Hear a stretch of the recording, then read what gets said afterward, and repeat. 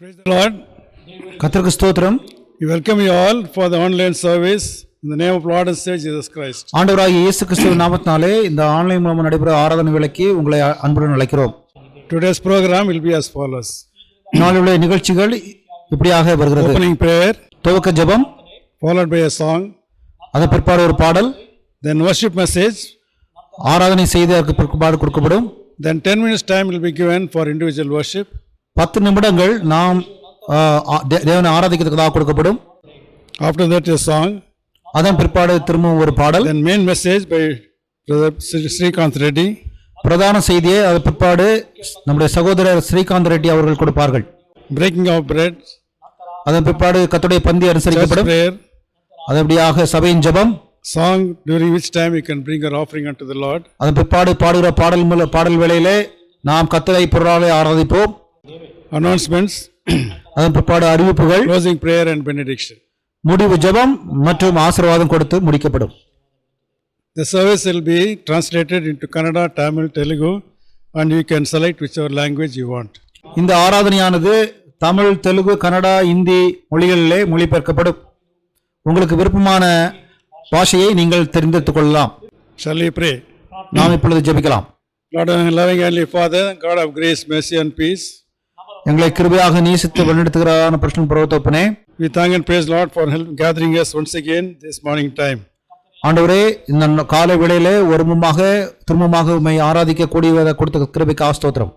Thou art worthy to receive all glory, praise and power.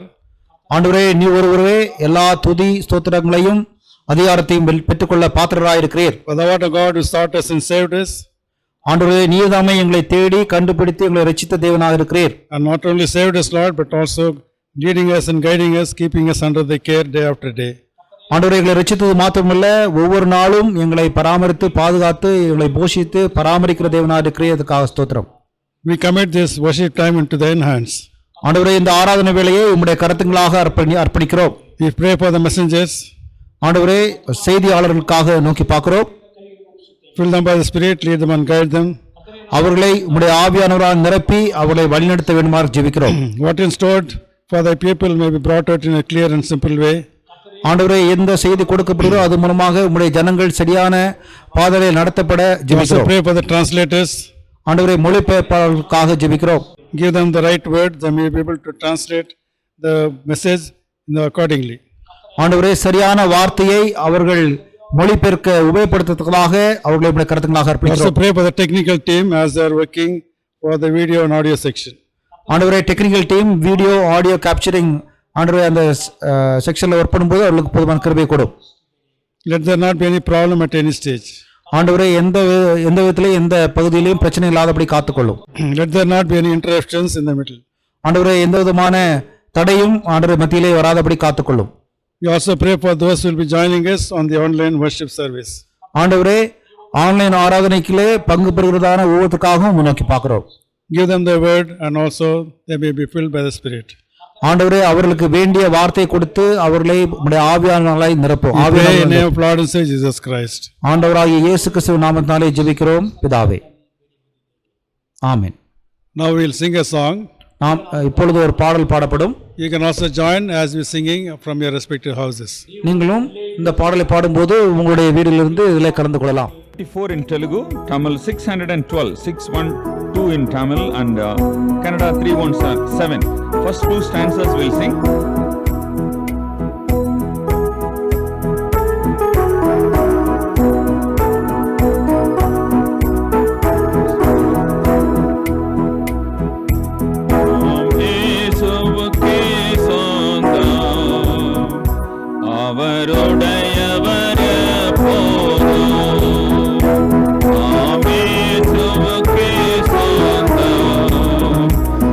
அவருடையவையே போ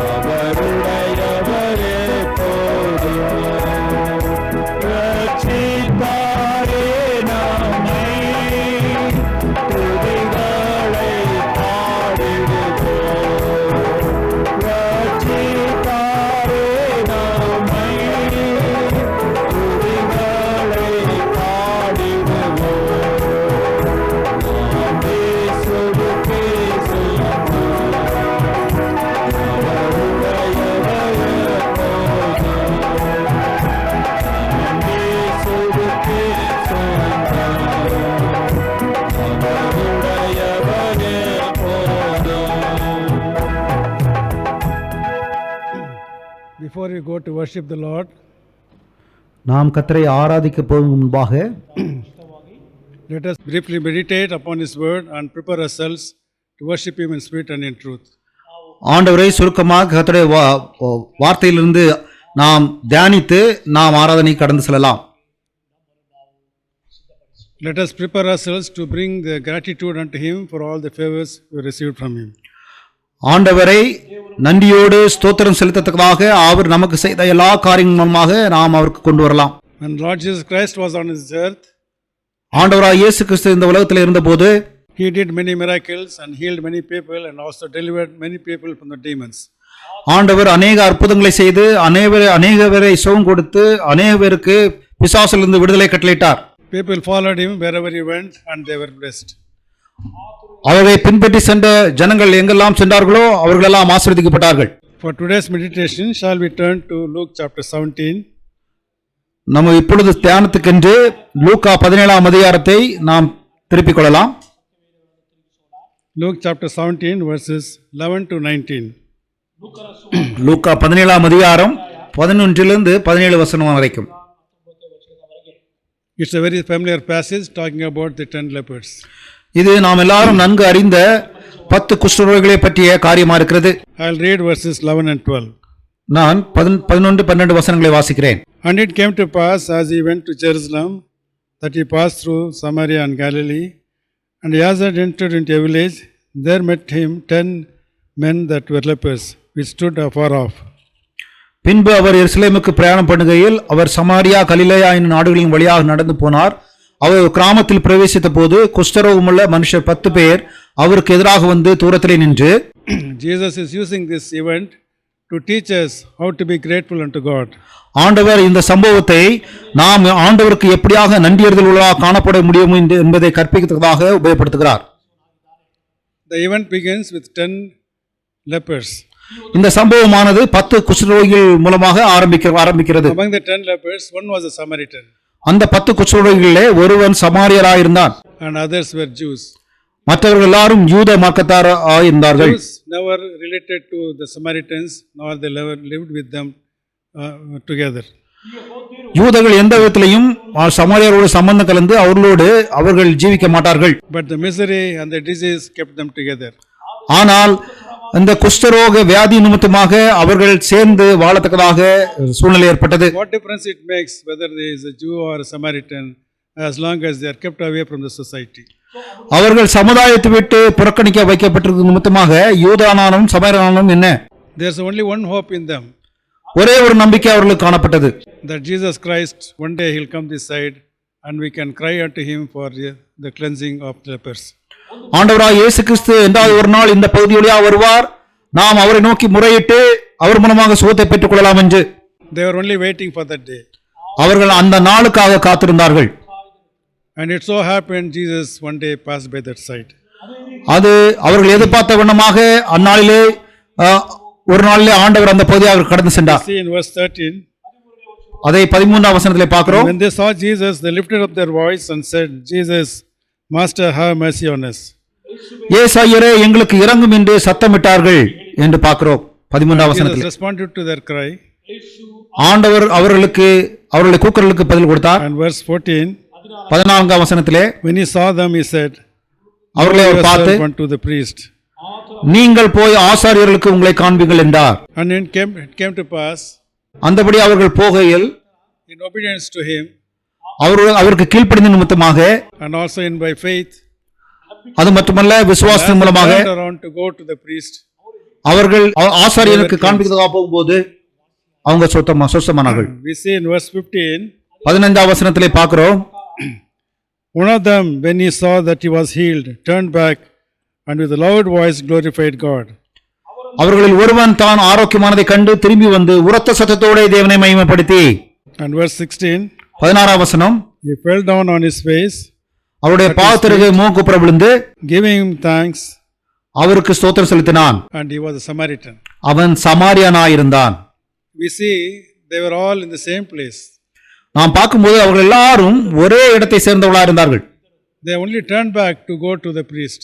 அவர்கள் எல்லாரும் ஆசாரியனை நோக்கி போக பிரயாணப்பட்டார்கள். Only one person came to the Lord with a grateful heart. ஆனால் ஒரே ஒருவர் மாத்திரம் ஆண்டவராகிய இயேசு கிறிஸ்துவினிடத்திலே நன்றியுள்ள இருதயத்தோடு கடந்து He வந்தார். was the Samaritan. அவன் சமாரியனாயிருந்தான். He reacted instantaneously. அவன் உடனடியாக அதுக்கு பதிலை கொடுத்தவனாக இருக்கிறான். He could not control his joy, அவனுடைய சந்தோஷத்தை அவனால் கட்டுப்படுத்த முடியவில்லை. his gratitude towards God. ஆண்டவரிடத்திலே அவனுடைய நன்றி உறுதியாக இருந்தது. He ran and fell at the feet of the Lord Jesus Christ. அவன் ஓடி போய் ஆண்டவருடைய பாதத்திற்கு முகங்குப்புற விழுந்து அவருக்கு ஸ்தோத்திரம் Gave செலுத்தினான். thanks unto the Lord. அவருக்கு ஸ்தோத்திரம் செலுத்தினான். The other 9 Jews, மற்ற 9 யூதர்களும் but they went to the priest, அவர்கள் ஆசாரியனிடத்திற்கு போனார்கள். and the priest declared them as clean, ஆசாரியர் அவரை சுத்தமானவர்கள் என்று தீர்மானித்தார். and they offered sacrifices to God. அவர்கள் ஆண்டவருக்கு பலிகளை செலுத்தினார்கள். Here we see the Samaritan himself as a priest. இங்கு பார்க்கும்போது இந்த சமாரியனே ஒரு ஆசாரியனாக Built காணப்பட்டான். his altar at the feet of the Lord Jesus Christ. அவன் ஆண்டவராகிய இயேசு கிறிஸ்துவினுடைய பாதத்தில் உள்ள அந்த பலிபீடத்திலே அவன் செலுத்தினான். What was written in Psalms 116 verses 12 and 14? சங்கீதம் 116 12 14 வரைக்கும் பார்க்கும்போது He did not have words to worship the Lord, அவனுக்கு எந்த வார்த்தையும் இல்லை ஆண்டவரை துதிக்கத்தக்கதாக.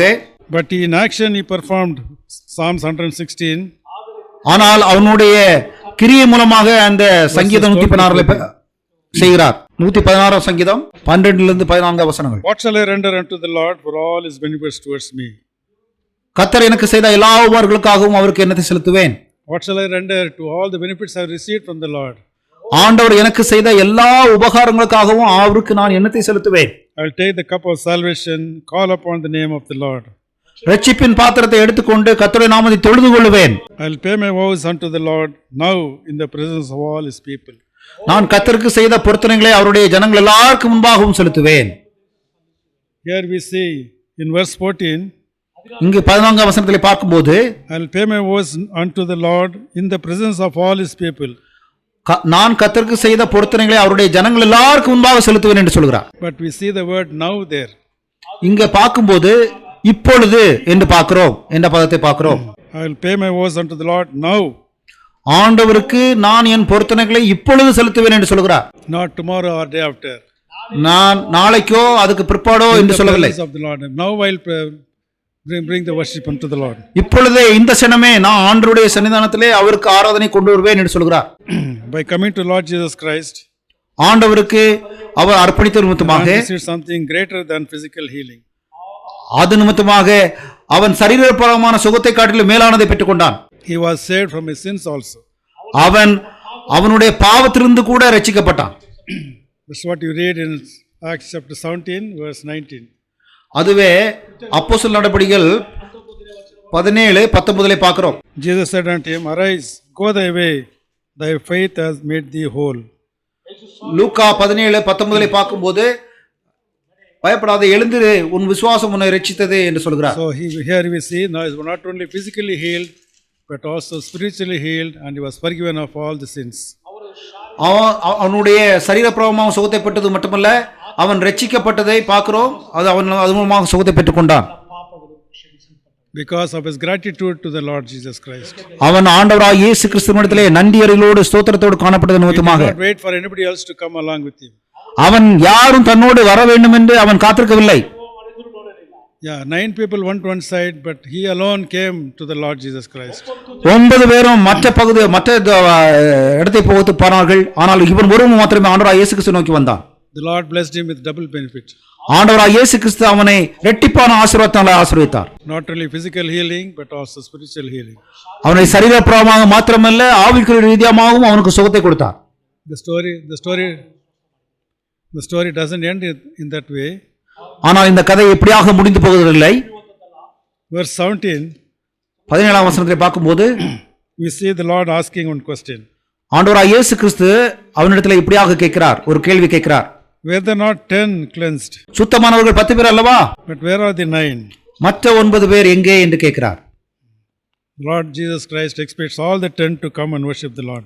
ஆண்டவராகிய இயேசு கிறிஸ்து சுகமடைந்த 10 பேரும் வந்து அவரை ஸ்தோத்தரித்து நன்றி செலுத்த வேண்டும் என்று எதிர்பார்க்கிறார்.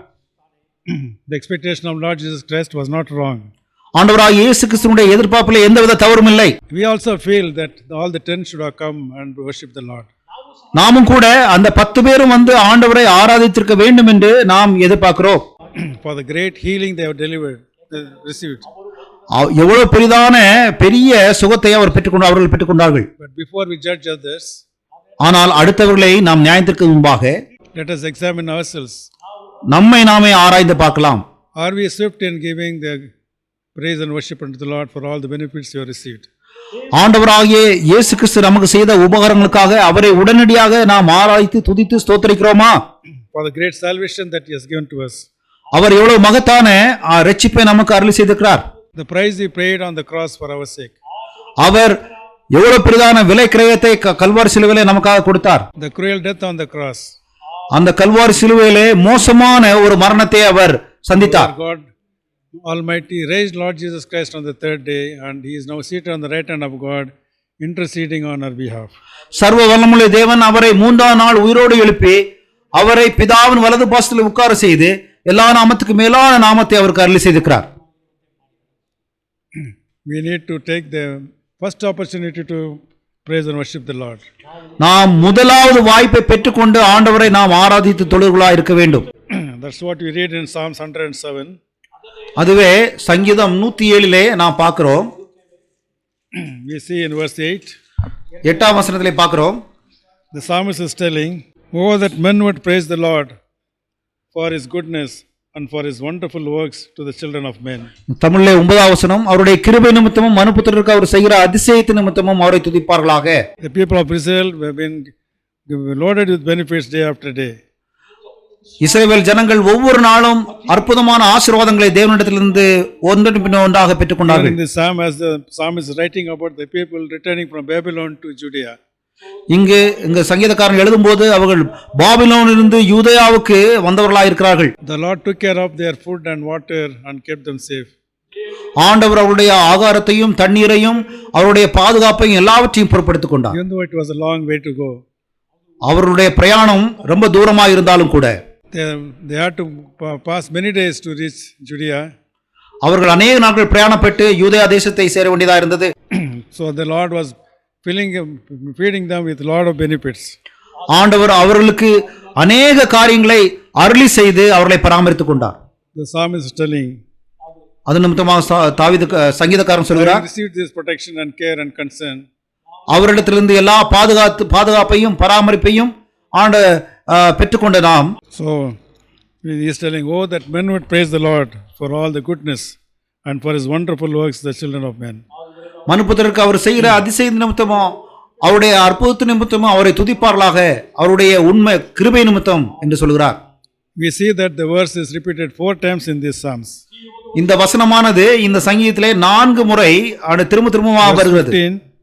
15ஆம் வசனம், 21, 21ஆம் வசனம், 31ஆம் வசனம், தமிழிலே 16ஆம் வசனம், 16, 21, 31. That we should praise the Lord for all his goodness. ஆண்டவர் நமக்கு செய்த எல்லா நன்மையான ஈவுகளுக்காக அவரை நாம் ஸ்தோத்திரித்து துதிக்க வேண்டும். So we also should remember the way the Lord has blessed us, Lord took care of us, meeting all our needs in a wonderful way. We should also be grateful unto him. நாமும் கூட ஆண்டவர் நமக்கு செய்த எல்லா உபகாரங்களையும் எண்ணி பார்த்து அவரை நாம் உடனடியாக துதித்து ஸ்தோத்திரித்து அவருக்கு நன்றியுள்ளவர்களாக காணப்பட வேண்டும். We shall say one more incident before we go for individual worship.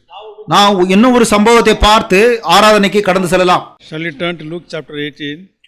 லூக்கா 18ஆம் அதிகாரத்துக்கு திருப்பிக் கொள்ளலாம். Verses 35 to 43.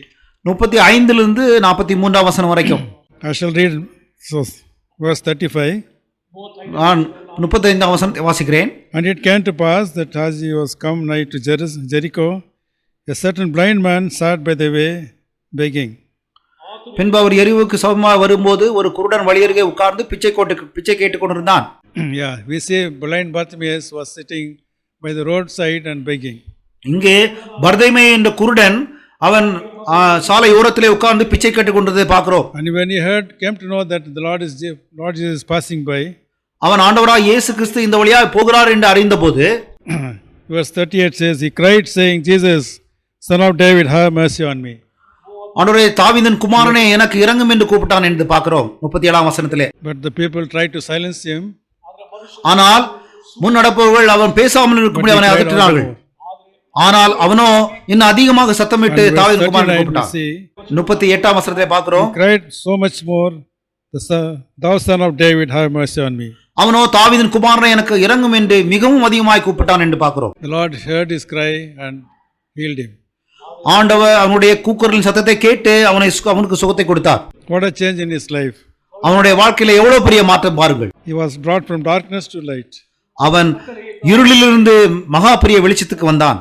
He was from begging to following Lord Jesus Christ. அவன் பிச்சை கேட்டுக் கொண்டிருக்கிறதுக்கு பதிலாக தேவனை பின்பற்றி சென்றான். From crying to praising God. அவன் அழுகையிலிருந்து ஆண்டவரை துதிக்கிறவனாக மாறி போனான். He knew not how to worship the Lord, அவன் ஆண்டவரை எப்படியா ஆராதிக்க வேண்டும் என்று அவனுக்கு தெரியாது. but he went about telling what happened to him. ஆனாலோ அவன் ஆண்டவர் அவனுக்கு என்ன செய்தார் என்பதை குறித்து அவன் அறிவிக்கிறவனாக இருந்தான். I was blind, but now I see. நான் குருடனாயிருந்தேன், இப்பொழுது பார்க்கிறேன். I was blind, but now Jesus healed me.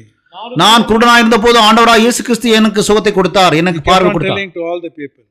அவன் எல்லாருக்கும் அதை அறிவிக்கிறவனாக இருந்தான். As the people heard him, they also started praising God. அவன் சொன்னதை கேட்ட ஜனங்கள் எல்லாரும் கூட ஆண்டவரை ஆராதித்தார்கள். This is how we ascribe greatness to the Lord. இதன் மூலமாகவே ஆண்டவருக்கு மகத்துவமுள்ள நாமத்தை நாம் மேன்மைப்படுத்த முடியும். If we keep telling what the Lord has done unto us, we are bringing praises unto the Lord. நாம் தொடர்ச்சியாக ஆண்டவர் நமக்கு செய்த காரியங்களை மற்றவர்களுக்கு சொல்லும்போது ஆண்டவருக்கு துதியும் சோத்திரத்தை நாம் கொண்டு வருவர்களாக இருக்கிறோம். The Lord will be praised, the Lord will be exalted. ஆண்டவர் அதிலே பிரியப்படுகிறார், ஆண்டவர் அதிலே உயர்த்தப்பட்டு மகிமைப்படுத்தப்படுகிறார். In order to show our gratitude to our God, ஆண்டவருக்கு நாம் நம்முடைய நன்றியை கொண்டு வருவதற்கு பதிலாக கொண்டு let us வரத்தக்கதாக like a Samaritan praise the Lord instantaneously. இந்த சமாரியன் குஷ்டரோகி எப்படியாக உடனடியாக ஆண்டவரை துதித்து ஆராதித்து போல நாம் செய்ய வேண்டும். Let us like the blind Bartimaeus tell people what the Lord has done to us. குருடனான பர்தலமேயு என்ற குருடன் ஆண்டவர் அவனுக்கு செய்ததை மற்றவர்களுக்கு அறிவித்தது போல நாம் அறிவிக்க வேண்டும். Yeah, we were once blind. நான் ஒரு நாளிலே குருடனா இருந்தேன். He has brought us from darkness to light. ஆனால் இருளிலிருந்து வெளிச்சத்துக்கு அவன் கொண்டு வரப்பட்டான். He saved us by forgiving all our sins. ஆண்டவர் அவனுடைய பாவங்கள் எல்லாவற்றையும் நம்முடைய பாவங்கள் எல்லாவற்றையும் மன்னித்து போட்டார். He saved us by sending his only begotten son, அவருடைய ஒரே பிரான குமாரனை அனுப்புவதன் நிமித்தமாக நம்மை ரட்சித்தார். who died on the cross and took upon himself all our iniquities. அவர் நமக்காக கல்வாரி சிலுவையிலே நம்முடைய பாவங்களுக்கு தான் மரித்து நம்முடைய ஸ்தானத்திலே அவர் மரித்து நம்மை விடுவித்தார். He is worthy of all praise. அவர் நம்முடைய துதி ஸ்தோத்திரங்களுக்கு பாத்திரராக இருக்கிறார். Let us spend some time worshiping the Lord. நாம் ஆண்டவரை ஆராதிக்கிறதுக்காக சிறிது நேரம் செலவழிக்கலாம். Now 10 minutes time is given. இப்பொழுது 10 நிமிடங்கள் நமக்கு கொடுக்கப்படும். You can worship the Lord individually in your houses or wherever you are. நாம் ஆண்டவரை தனிப்பட்ட விதத்திலே நம்முடைய வீடுகளில் இருந்தோ எங்கு காணப்படுகிறோமோ அங்கிருந்து நாம் ஆண்டவரை தொழுது கொள்ளலாம்.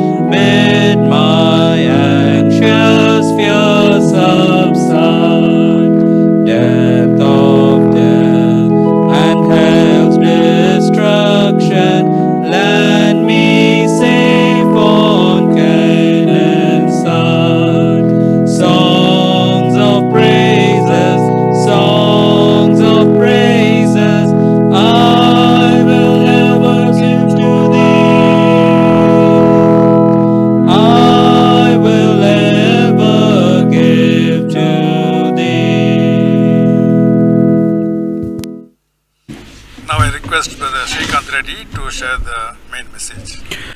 இப்பொழுது சகோதரர் ஸ்ரீகாந்த் ரெட்டி கர்த்தருடைய பிரதான செய்தியை கொண்டிருப்படியாக அவரை கேட்டுக்கொள்கிறேன்.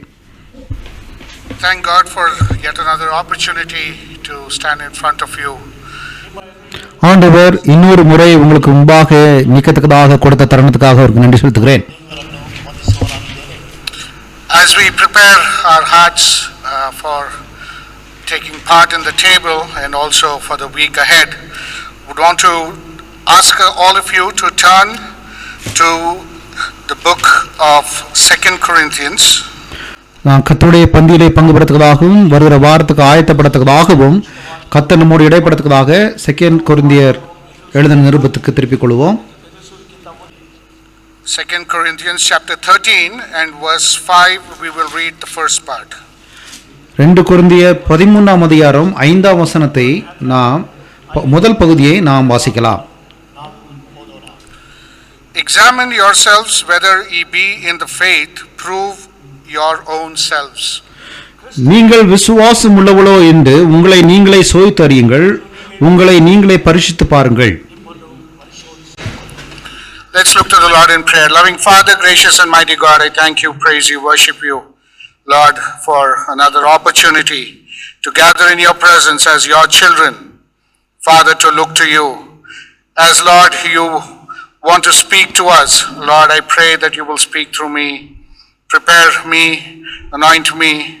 Father, help these words that I speak today, Lord, to speak to each and every individual also, Lord, who is hearing this word today. Father, I pray to you that you would help also in the translation. Lord, I am one of unworthy lips and Lord, unclean lips. Father, I pray that you will touch and anoint. Acts 11:26 says that the disciples were first called Christians in Antioch. அப்போஸ்தலர் 11:26 படியாக அந்தியோக்கியா சபையிலே கிறிஸ்தவர்கள் என்று அவர்கள் அழைக்கப்பட்டார்கள். முதலாவதாக The Greek word is Christianos. கிரேக்க பதமானது கிறிஸ்தியானோ என்று சொல்லப்படுகிறது. A follower of Christ is what it means. கர்த்தரை பின்பற்றுகிறவர்கள் என்று அர்த்தம். One who imbibes the principles, the likeness and the personality of Christ.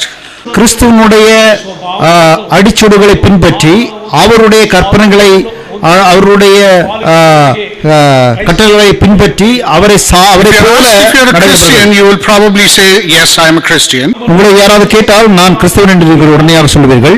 I believe in Christ. நான் கிறிஸ்துவை விசுவாசிக்கிறேன். I made a decision for Christ. நான் கிறிஸ்துவை பின்பற்றுவதற்காக தீர்மானம் And எடுத்துக்கிறேன். a lot of people look to the past to talk about their Christianity. அநேகம் பேர் நம்முடைய கடந்த காலத்தை நினைத்து பார்த்து நாம் கிறிஸ்துவை பின்பற்றுகிறோம் என்று எண்ணிக்கொள்கிறோம். But the Bible never looks at the past. ஆனால் வேதாகமோ நம்முடைய கடந்த காலத்தை எப்பொழுதுமே பார்க்கிறது அல்ல. The Bible never talks about the decision of the past. வேதாகமம் கடந்த காலத்திலே நாம் எடுத்த முடிவுகளை அதை சொல்வதில்லை. Well, so many years ago I made a decision, that means nothing. நான் கடந்த சில வருஷங்கள் முன்பாக இந்த மாதிரி முடிவுகளை எடுத்தேன் என்று சொல்லுவோமானால் அது ஒரு பிரயோஜனம் இல்லை. It's always on the basis of the present, now. கிறிஸ்தவம் என்பது எப்பொழுதுமே நம்முடைய நடைமுறை இல்லாவிட்டால் And if இப்பொழுது you நாம் செய்கிற don't வாழ்க்கையாக have evident proof that you are today a changed person, then you probably are not a Christian. நாம் இப்பொழுது மனம் திரும்பின வாழ்க்கைக்குள்ளாக வாழாத பட்சத்திலே நாம் கிறிஸ்தவனாக இருக்கிறோம் என்பது ஒரு கேள்விக்குறியா இருக்கிறது. No matter what happened in the past. நம்முடைய கடந்த கால வாழ்க்கையில என்ன நடந்தாலும் சரி. So examine yourself. If you are in the faith, prove yourself. நாம் விசுவாசத்திலே இருக்கிறோமா, கிறிஸ்துவை பின்பற்றி நடக்கிறோமா என்பதை நாம் சோதித்து பார்க்க Are you வேண்டியது. really a Christian? நாம் உண்மையாகவே கிறிஸ்தவர்களாக இருக்கிறோமா? There are two facets to your faith. Let's look at them. One is internal and one is external. Let's look at the internal first. கிறிஸ்தவமாய் இருப்பதற்கு ரெண்டு காரியங்கள் இருக்கிறது. ஒன்று உள்ளாக, இன்னொன்று வெளிப்படையாக வாழுகிற காரியமா இருக்கிறது. You might ask, how do I know if I'm a Christian? நீங்கள் கேட்கலாம், நாம் எப்படி கிறிஸ்தவனா இருக்கிறேன் என்று எப்படி சொல்ல முடியும் என்று. You probably believe in Christ. நீங்கள் ஆண்டவராய் இயேசு கிறிஸ்துவை விசுவாசிக்கிறவர்களா இருக்கலாம். probably been baptized, நீங்கள் ஆண்டவருடைய கிறிஸ்துவின் நாமத்தினாலே go to ஞானஸ்நானம் church பெற்றுக்கலாம். regularly, கர்த்தருடைய வீட்டுக்கு ஒழுங்காக வரலாம். attend the meetings, அதில் உள்ள எல்லா நடவடிக்கைகளிலே பங்கு பெறலாம். and basis that you say I'm a Christian. அதன் அடிப்படையிலே நீங்கள் சொல்லலாம் நான் கிறிஸ்தவன் என்று. We need to take a look at Matthew chapter 5, நாம் மத்தேயு 5ஆம் அதிகாரத்தை நாம் பார்க்க வேண்டியவர்களா இருக்கிறோம். and let's find out. நாம் அதிலே நோக்கி பார்க்கலாம். When Jesus started his ministry, ஆண்டவராய் இயேசு கிறிஸ்து அவருடைய ஊழியத்தை துவங்கின காலத்திலே he came in and he made certain statements. அவர் வந்து சில அறிவிப்புகளை காரியங்களை வெளி சொன்னார். At this time the Jews had already worked out what right living was all about. அந்த சமயத்திலே யூதர்கள் ஏற்கனவே எப்படியான சரியான ஒரு வாழ்க்கை முறைகளை வாழுவது என்பதை They had their own system. அவர்களுக்கு என்று ஒரு காரியம் இருந்தது. All self righteousness and external works. சுயநீதியும் வெளிப்படையான ஒரு கிரியுமாக இருந்தது. Jesus came and shattered that. ஆண்டவராய் இயேசு கிறிஸ்து வந்து அதை தகர்த்து போட்டார். He said, I want to give you a new standard for living. நான் உங்களுக்கு புது வழியை, உங்களுக்கு புது அர்த்தத்துவத்தை கொடுக்க விரும்புகிறேன் என்று சொன்னார். He said, I will tell you how a citizen of the kingdom will live. தேவனுடைய ராஜ்யத்துக்கு உட்பட்ட ஒரு நபர் எப்படியாக ஜீவிக்க வேண்டும் என்று நான் உங்களுக்கு சொல்கிறேன் என்று சொன்னார். You want to prove yourself? நீங்கள் உங்களை நிரூபிக்க விரும்புகிறீர்களா? Here's the proof. இதுதான் அடிப்படை Take ஆதாரம். your life this morning இந்த காலை வேளையிலே and let the Spirit of God கர்த்தருடைய ஆவியானவர் தாமே compare it with some of the facts that we hear in the Sermon on the Mount. மலைப்பிரசங்க ஊழியத்திலே கர்த்தர் சொன்ன சில வார்த்தையின் அடிப்படையில் நம்ம பார்க்கலாம். The result will tell you whether you're a Christian or not. அதன் முடிவு வந்து உங்களுக்கு சொல்லும் நீங்கள் கிறிஸ்தவர்களா வாழ்கிறீர்களா இல்லையா என்று. Here is the standard and the word is righteousness. இங்கு நீதியின் மேல் அந்த வார்த்தையானது Let's look at Matthew 5 and verse 20. மத்தேயு 5:20 வசனத்தை பார்க்கலாம். For I say unto you that except your righteousness shall exceed the righteousness of the scribes and Pharisees, ye shall in no case enter into the kingdom of heaven. வேதபாரகர் பரிசேயர் என்பவருடைய நீதியிலும் உங்கள் நீதி அதிகமாயிராவிட்டால் பரலோக ராஜ்யத்தில் பிரவேசிக்க மாட்டீர்கள் என்று உங்களுக்கு சொல்கிறேன். The people that Jesus was talking to are people who went to the temple every day. ஆண்டவராய் இயேசு கிறிஸ்து பேசின ஜனங்களானவர்கள் ஒவ்வொரு நாளும் கர்த்தருடைய ஆலயத்துக்கு போய் வந்தார்கள். They were the people who paid their tithes. அவர்கள் அவர்களுடைய தசம பாகத்தை ஒழுங்காக கொடுத்தார்கள். They fasted. அவர்கள் உபவாசம் இருந்தார்கள். They prayed. அவர்கள் ஜெபித்தார்கள். They were religious in every sense of the word. அவர்கள் எல்லாவற்றிலையும் அவர்கள் நடைமுறையிலே அவர்கள் அவர்கள் தேவனுடைய பிள்ளைகளாக But வாழ்ந்தார்கள். Jesus said this. ஆனால் ஆண்டவராய் இயேசு கிறிஸ்து I சொன்னார், don't care about all that. நான் இதை பற்றியெல்லாம் எனக்கு கவலை இல்லை. Unless your righteousness exceeds that of the Pharisees and the scribes, பரிசேயர் வேதபாரகருடைய நீதியிலும் உங்கள் நீதி அதிகமாயிராவிட்டால் you will in no way enter my kingdom. நீங்கள் பரலோக ராஜ்யத்தில் பிரவேசிக்க மாட்டீர்கள் என்று சொன்னார். You see, righteousness is that characteristic that sets you apart once you're converted. தேவனுடைய நீதியானது நாம் தேவனுடைய பிள்ளைகளாக மாற்றப்பட்ட பிறகு அது நம்முடைய வாழ்க்கையிலே பிரித்தெடுக்கப்பட்ட வாழ்க்கை வாழ செய்கிறது. And righteousness is actually just a long word for right living. நீதி என்பது நீதியின் பிரகாரமாக வாழுகிற ஒரு வாழ்க்கையாக இருக்கிறது. Living by God's definition. ஆண்டவர் கொடுத்த கட்டளை கற்பனைகளின் அடிப்படையிலே ஜீவிக்கிறது. Let's look at Matthew 5 and verses 3 to 7 quickly. மத்தேயு 5:3-7 வசனங்களை நாம் விரைவாக பார்க்கலாம். We are all very familiar with this part of scripture. இந்த வேதாகம பகுதியை குறித்து நாம் எல்லாரும் அறிந்தவர்களாக இருக்கிறோம். We'll go through it quickly. இதை நாம் விரைவாக பார்க்கலாம். Blessed are the poor in spirit, for theirs is the kingdom of heaven. Blessed are they that mourn, for they shall be comforted. Blessed are the meek, for they shall inherit the earth. Blessed are they which do hunger and thirst after righteousness, for they shall be filled. Blessed are the merciful, for they shall obtain mercy. ஆவில் எளிமையுள்ளவர்கள் பாக்கியவான்கள், பரலோக ராஜ்யம் அவர்களுடையது. துயரப்படுகிறவர்கள் பாக்கியவான்கள், அவர்கள் ஆறுதல் அடைவார்கள். சாந்த குணம் உள்ளவர்கள் பாக்கியவான்கள், அவர்கள் பூமியை சுதந்திரித்துக் கொள்வார்கள். நீதி மேல் பசிதாபம் உள்ளவர்கள் பாக்கியவான்கள், அவர்கள் திருப்தி அடைவார்கள். இரக்கம் உள்ளவர்கள் பாக்கியவான்கள், அவர்கள் இரக்கம் பெறுவார்கள்.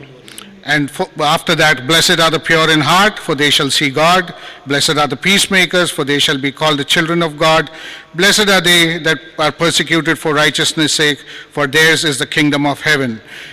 அதன் பிற்பாடு இருதயத்தில் சுத்தமுள்ளவர்கள் பாக்கியவான்கள், அவர்கள் தேவனை தரிசிப்பார்கள். சமாதானம் பண்ணுகிறவர்கள் பாக்கியவான்கள், தேவனுடைய புத்திரர் எனப்படுவார்கள். நீதி நிமித்தம் துன்பப்படுகிறவர்கள் பாக்கியவான்கள், பரலோக ராஜ்யம் அவர்களுடையது என்று பார்க்கிறோம். Jesus starts with blessed are the poor in spirit, ஆண்டவராகிய இயேசு கிறிஸ்து ஆவியில் எளிமையுள்ளவர்கள் பாக்கியவான்கள் என்று ஆரம்பித்தார். In verse 3 he says, for theirs is the kingdom of heaven. மூன்றாம் வசனத்திலே பரலோக ராஜ்யம் அவர்களுடையது என்று பார்க்கிறோம். The only people who enter the kingdom of heaven தேவனுடைய ராஜ்யத்திலே பிரவேசித்த ஒரே ஜனமா இருக்கிறவர்கள் யார் are என்றால், those who are broken in spirit. அவர்கள் யார் என்றால் ஆவியிலே எளிமை உள்ளவர்களாக Those who இருக்கிறார்கள். face spiritual bankruptcy.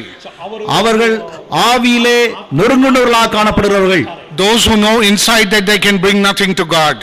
அவர்கள் உள்ளூரமாக அறிந்திருந்தார்கள் தேவனுக்கு அவர்கள் ஒன்றுமே கொண்டு வர முடியாது என்று. And the result of that is in verse 4. அதனுடைய பயனாக 4ஆம் வசனத்திலே Blessed are they that mourn. துயரப்படுபவர்கள் பாக்கியவான்கள். The only people who ever receive salvation, இந்த ஜனங்களே ஆண்டவரிடத்திலிருந்து the only people who come into the kingdom of God இவர்களே தேவனுடைய ராஜ்யத்துக்கு உட்பட்டவர்களாக இருக்கிறார்கள். are those who are broken over their sin அவருடைய பாவத்தை குறித்து துயரப்படுபவர்களாக இருந்தார்கள். and those who mourn over their sin. அவருடைய பாவத்தை குறித்து அவர்கள் துயரப்படுபவர்களாக And then in verse 5, இருந்தார்கள். 5ஆம் and வசனத்திலே these are the people who are crushed into meekness. சாந்த குணமுள்ளவர்கள் பாக்கியவான்கள். They alone will inherit the earth. அவர்கள் பூமியை சுதந்திரித்துக் கொள்வார்கள். அவர்கள் மாத்திரமே They alone are the kingdom citizens. அவர்கள் மாத்திரமே தேவனுடைய ராஜ்யத்துக்கு உட்பட்டவர்களாக இருக்கிறார்கள். The result of being broken in spirit, அவர்களுடைய ஆவிலே நொறுங்குண்டவர்களுடைய பலன் mournful and என்னவென்றால், crushed into meekness, அவர்கள் அவருடைய சாந்தத்தின் அடிப்படையிலே வருகிறவர்களாக இருக்கிறார்கள். is what comes into verse 6. அதுவே 6ஆம் வசனத்திலே வருகிறது. That they will hunger and thirst after righteousness, நீதியின் மேல் பசி தாகம் உள்ளவர்கள் பாக்கியவான்கள் என்று சொல்லப்பட்டிருக்கிறது. and they will be filled. அவர்கள் திருப்தி அடைவார்கள். That's the criteria that God gives us. அதுவே தேவன் நமக்கு கொடுத்த ஒரு அடிப்படை ஆதாரமா இருக்கிறது. If you don't come to Jesus on his terms, ஆண்டவராகிய இயேசு கிறிஸ்து எதிர்பார்க்கிற விதமாக நீங்கள் அவரிடத்தில் வராத பட்சத்திலே then you don't come at all. நீங்கள் ஒருபோதுமே ஆண்டவராகிய இயேசு கிறிஸ்துவில் His வரவில்லை. terms are brokenness, அவர்கள் எதிர்பார்க்கிற காரியம் ஆவியில் எளிமை உள்ளவர்கள், mourning, அதே துயரப்படுபவர்கள் meekness, பாக்கியவான்கள், சாந்த குணமுள்ளவர்கள் hunger பாக்கியவான்கள், and thirst for righteousness. நீதியின் மேல் பசி தாகம் உள்ளவர்கள். Those who are the citizens of the kingdom, அவர்களே தேவனுடைய ராஜ்யத்தினுடைய as you see in verse 7, they are the merciful. 7ஆம் வசனம் சொல்கிறது இரக்கமுள்ளவர்கள் பாக்கியவான்கள் என்று. And in verse 8, pure in heart. 8ஆம் வசனம் இருதயத்தில் சுத்தமுள்ளவர்கள் பாக்கியவான்கள். Verse 9, they are the peacemakers. 9ஆம் வசனம் சமாதானம் பண்ணுகிறவர்கள் பாக்கியவான்கள் என்று. Verse 10, they are persecuted. 10ஆம் வசனம் நீதி நிமித்தம் துன்பப்படுகிறவர்கள் பாக்கியவான்கள் என்று சொல்லப்பட்டிருக்கிறது. Verse 11, that was verse 11, you are persecuted. என் நிமித்தம் உங்களை துன்பப்படுத்தி பலவித தீமையான மொழிகளை உங்கள் மேல் பொய்யா சொல்வார்கள். When you made a decision years ago, நீங்கள் அநேக வருஷங்கள் முன்பு எடுத்த தீர்மானத்தின்படியாக, but if it did not involve this, நீங்கள் இந்த வேதாகமத்தின் இந்த வசனத்தின் அடிப்படையில் வாழாத then it பட்சத்தில், wasn't your salvation. இல்லாவிட்டால் நீங்கள் ஒழுங்கான ரட்சிப்புகளாக வரவில்லை. And then Jesus goes on to say that except your righteousness exceed the righteousness of the scribes and Pharisees, ye shall in no case enter into the kingdom of heaven. தொடர்ச்சியாக ஆண்டவராகிய இயேசு கிறிஸ்து சொல்லி இப்படியாக முடிக்கிறார், வேத பாரகர் பரிசேயர் என்பவருடைய நீதியிலும் உங்கள் நீதி அதிகமாயிராவிட்டால் பரலோக ராஜ்யத்தில் பிரவேசிக்க மாட்டீர்கள் என்று. And it is that righteousness that will show for the rest of your life. அந்த நீதியானது நம்முடைய வாழ்க்கையினுடைய நீதி வாழ்க்கை முழுவதுமாக That is how you will live. அது பிராரம்பமாகவே நாம் Loving righteousness and hating sin. ஆண்டவருடைய நீதியை நாம் நேசித்து பாவத்தை வெறுக்கிறவர்களாக இருப்போம். One of the characteristics of a Christian கிறிஸ்தவன் என்று வாழக்கூடியதான ஒரு is that when he குணாதிசயமானது, sins, பாவம் செய்யும் போது he despises it. அதை வெறுப்பான், He hates it. அதை வெறுத்து ஒதுக்குவான். It's not what he wants. அது அவனுக்கு தேவையில்லை. It's the sin in him that makes him do it, அவனுக்குள்ளாக காணப்படும் பாவம் அதை செய்ய தூண்டும் போது and he hates it. அதை அவன் வெறுத்து ஒதுக்குவான். The point is this: இதுவே முக்கியமான காரியமாக இருக்கிறது. if you are truly saved, நீங்கள் உண்மையாகவே ரட்சிக்கப்பட்டிருப்பீர்களானால் you will be obedient and there will be acts of obedience. நீங்கள் கீழ்ப்படிதல் உள்ளவர்களாக அதே சமயத்தில் கீழ்ப்படிதலுடைய கிரியை செய்கிறவர்களாக இருப்பீர்கள். The law of God is something that you will crave for. ஆண்டவருடைய நியாயப்பிரமாணத்துடைய காரியங்களை நீங்கள் In எப்பொழுதும் Romans 7, Paul longed for that. அது 7ஆம் வசனத்திலே இங்கு அதே அவர் நாடி சென்றார். 6ஆம் வசனத்திலே He longed to do the right thing. Pavul அப்போஸ்தலன் அதே நாடி He சென்றார். hungered for the law of God. அதுவே அவர் நாடி சென்று தேவனுடைய He delighted in the law of God. அவர் தேவனுடைய நியாயப்பிரமாணத்திலே களி கூர்ந்தார். Even though sin was always tugging at him. பாவம் அவரை தொடர்ச்சியாக பின்பற்றி வந்த போதிலும் So அவர் examine அப்படியே yourself. நாம் நம்மை ஆராய்ந்து பார்க்க வேண்டியவர்களாக Are இருக்கிறோம். you really saved? நீங்கள் உண்மையாகவே ரட்சிக்கப்பட்டிருக்கீர்களா? And it's not related to the past, mind you. இது நம்முடைய கடந்த காலத்தை குறித்ததல்ல. If you turned with me to book of John chapter 8, நீங்கள் என்னோடு கூட யோவான் 8ஆம் அதிகாரத்தை திருப்பிக் கொண்டீர்களானால் and verse 31, 31ஆம் வசனத்திலே the word that says, if ye continue in my word, then ye are my disciples indeed. நீங்கள் என் உபதேசத்தில் நிலைத்திருந்தால் மெய்யாகவே என் சீஷராய் இருப்பீர்கள் என்று சொல்கிறார். It is always the continuance. இது தொடர்ச்சியாக தேவனுடைய உபதேசத்தில் நிலைத்திருக்கிற காரியம். It's always the present tense. அது எப்பொழுதுமே அது தொடர்ச்சியாக நடக்கிற காரியமா இருக்கிறது. Now that's for the internal. அதுவே நம்முடைய உள்ளூர்பூர்வமாக காணப்படும் கிறிஸ்தவ வாழ்க்கை. Now let's turn external. நாம் வெளிப்பிரவாகமாக நாம் பார்க்கலாம். Now, how is your Christianity being manifested in your life? நம்முடைய கிறிஸ்தவமானது எப்படியாக நம்முடைய வாழ்க்கை மூலமாக வெளிப்படுத்தி காண்பிக்கப்படுகிறது? How is it being manifested to the world? நம்முடைய கிறிஸ்தவ வாழ்க்கையானது எப்படியாக இந்த உலகத்துக்கு வெளிப்படுத்தி Do the காண்பிக்கப்படுகிறது? people around, when they see you, இந்த உலகத்தில் உள்ள ஜனங்கள் நம்மை பார்க்கும்போது, when they interact with you, நம்மோடு சம்பாஷிக்கும் போது, do they see that you're different? நீங்கள் வித்தியாசமானவர்கள் என்று அவர்கள் அறிந்து கொள்கிறார்களா? Do you march to a different drum beat? நீங்கள் வித்தியாசமான ஒரு நோக்கத்தை நோக்கி சென்று கொண்டிருக்கிறீர்களா? Let's look at the life of two individuals from the Bible நாம் வேதத்தின் அடிப்படையிலே ரெண்டு தனிப்பட்டவர்களை நாம் and பார்க்கலாம். see what we can learn about the walk that they walked. அவர்களுடைய வாழ்க்கையிலிருந்து எப்படியாக அவர்கள் தேவனோடு நடந்தார்கள் என்பதை நாம் கற்றுக்கொள்ளலாம். The first story that we will look at முதலாவதாக is the story of Abraham, ஆபிரகாமுடைய கதையை குறித்து an பார்க்கலாம். individual who was called a friend of God, அவர் தனிப்பட்ட விதமாக தேவனுடைய நண்பர் என்று அழைக்கப்பட்டார். an individual who was called out from the heathen nations to be the father of nations. அவர் அந்நிய தேசத்திலிருந்து அழைக்கப்பட்டு அவர் அந்த And தேசத்தினுடைய the தகப்பன் என்று Bible அழைக்கப்பட்டார். is very neutral that way when it gives us examples from the lives of people. வேதகமானது கர்த்தருடைய பிள்ளைகளுடைய பின்னணியத்திலிருந்து கொடுக்கிற காரியத்திலே உண்மையா இருக்கிறது. It gives us the truth as it is. அவருடைய வாழ்க்கையிலுடைய கர்த்தருடைய பிள்ளைகளுடைய வாழ்க்கையிலுடைய உண்மையை அப்படியே வெளிப்படுத்தி காண்பிக்கிறது. Talking about failures and talking about victories. அவருடைய வாழ்க்கையில் உள்ள தோல்வியும் அவருடைய வாழ்க்கையில் உள்ள வெற்றியும் குறித்து தெளிவாக சொல்கிறது. It does not glorify anyone, neither does it bring people down. அதே சமயத்தில் யாரையும் மகிமைப்படுத்தியோ இல்லாவிட்டால் ஒருவரை தாழ்ச்சியாகவோ எந்த விதத்திலும் வேதாகம் சொல்லவில்லை. We need to learn from these stories that are given to us.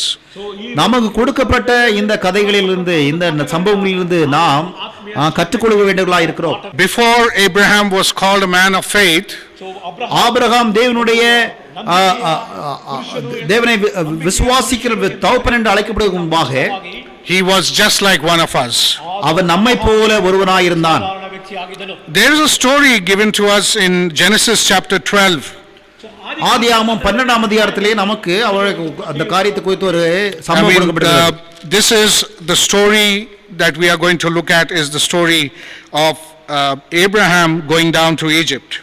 இங்கு இந்த கொடுக்கப்பட்ட சம்பவம் என்னவென்றால் ஆபிரகாம் எகிப்து தேசத்துக்கு கடந்து சென்ற அது கதையாக இருக்கிறது. Abraham is first introduced to us in chapter 11, the closing verses of chapter 11. Abraham 11ஆம் வசனத்தினுடைய கடைசி பகுதியிலே நமக்கு அவர் அறிமுகப்படுத்தப்படுகிறார். And in chapter 12 he is entered the land of Canaan. 12ஆம் அதிகாரத்திலே அவர் கானான் தேசத்துக்குள்ள பிரவேசிக்கிறார். We will look at verses 12 to 20. நாம் 12ஆம் வசனத்திலிருந்து 20ஆம் வசனம் வரைக்கும் நாம் பார்க்கலாம். And we can all read it together. நாம் எல்லாரும் சேர்ந்து வாசிக்கலாம். Therefore it shall come to pass, verses 10, sorry. தயவுசெய்து மன்னிக்கவும். Not 10ஆம் 12, வசனத்திலே it was chapter 12, verse 10 to 20. 12ஆம் அதிகாரம் 10ஆம் வசனத்திலிருந்து 20ஆம் வசனம் வரைக்கும். And there was a famine in the land, and Abraham went down to Egypt to sojourn there, for the famine was grievous in the land. And it came to pass, when he was come near to enter into Egypt, that he said unto Sarai his wife, Behold now, I know that thou art a fair woman to look upon. Therefore it shall come to pass, when the Egyptians shall see thee, that they shall say, This is thy wife, and they will kill me, but they will save thee alive. Say, I pray thee that thou art my sister, that it may be well with me for thy sake, and my soul shall live because of thee.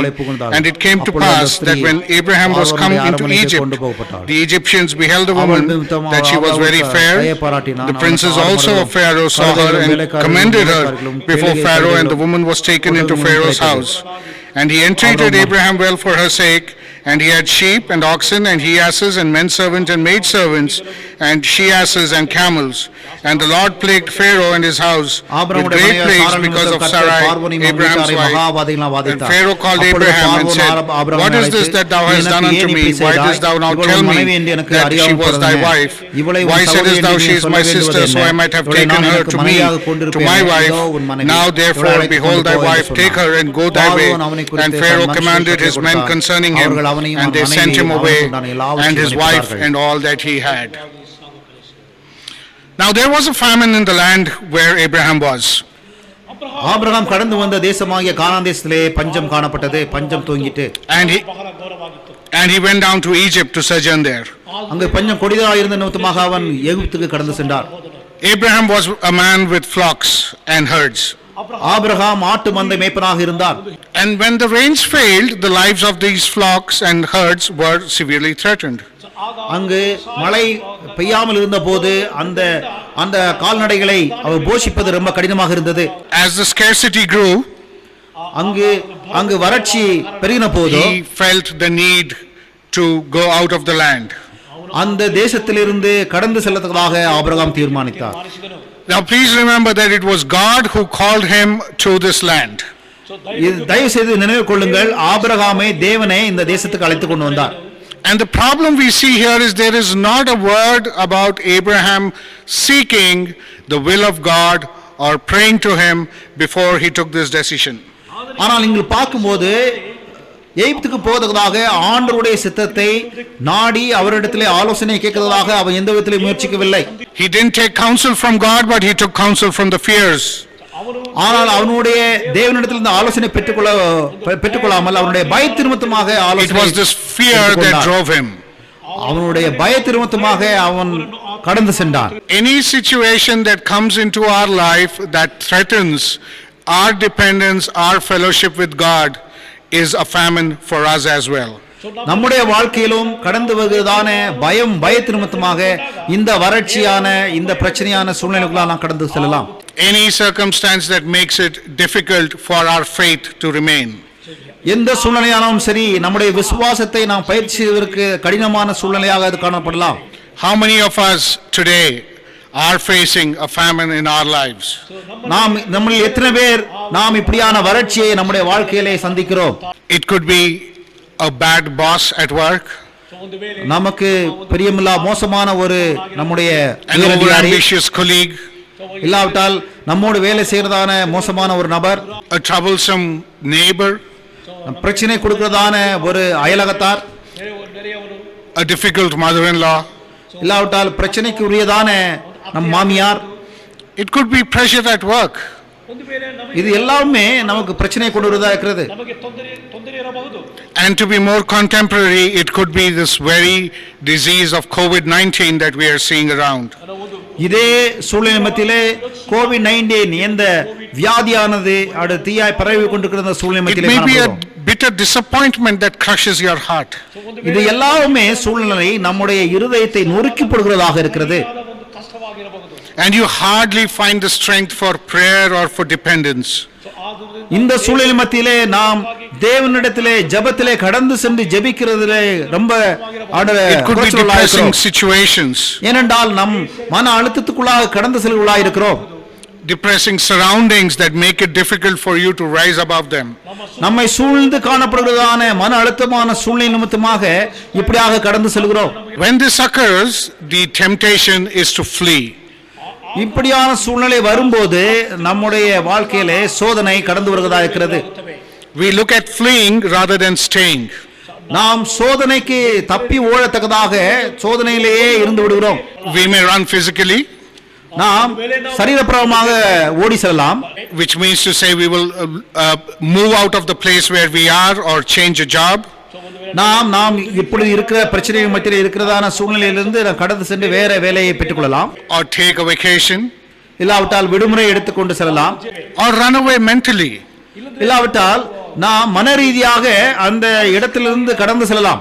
Electronically today by the means of the phones that we have, ஆனால் நமக்கு இருக்கிறதான இந்த phone மற்ற காரியங்கள் மூலமாக இந்நாட்களிலே the television, the books, the music, TV, அந்த இல்லாவிட்டால் புத்தகங்கள், இல்லாவிட்டால் மியூசிக், இந்த these are காரியங்கள் all different ways that we try to run away from what our life is actually come to. இந்த காரியங்கள் மூலமாக நாம் வாழ்க்கையிலே எதிர்கொள்கிறதான பிரச்சனைக்கு கடந்து செல்கிறதான ஒரு சூழ்நிலை அமைத்துக் கொள்ளலாம். Whenever we try to satisfy the spirit, நாம் எப்பொழுதெல்லாம் நம்முடைய ஆவியை திருப்தி செய்ய விரும்புகிறோமோ, by the same resources that as the world has, இந்த உலகம் உபயோகப்படுத்துகிறதான அதே காரியங்கள் மூலமாக நம்மை திருப்திப்படுத்த நினைப்போமானால், you have gone down to Egypt.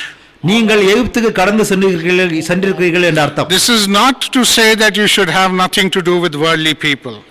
இது உலக ரீதியான ஜனங்களோடு நீங்கள் ஒன்றுமே செய்யக்கூடாது என்று சொல்லவில்லை. Lord Jesus said that I'm sending you as sheep among wolves. ஆண்டவராகிய இயேசு கிறிஸ்து சொன்னார், ஓநாய்களுக்குள்ளே ஆடுகளை அனுப்புவது போல நான் உங்களை அனுப்புகிறேன் என்று சொன்னார். We are expected to live amongst the world in the middle of it. நாம் இந்த உலகத்தின் நடுவிலே நாம் ஜீவிக்கிறதுக்கு நமக்கு ஆண்டவர் எதிர்பார்த்து கொடுத்திருக்கிறார்.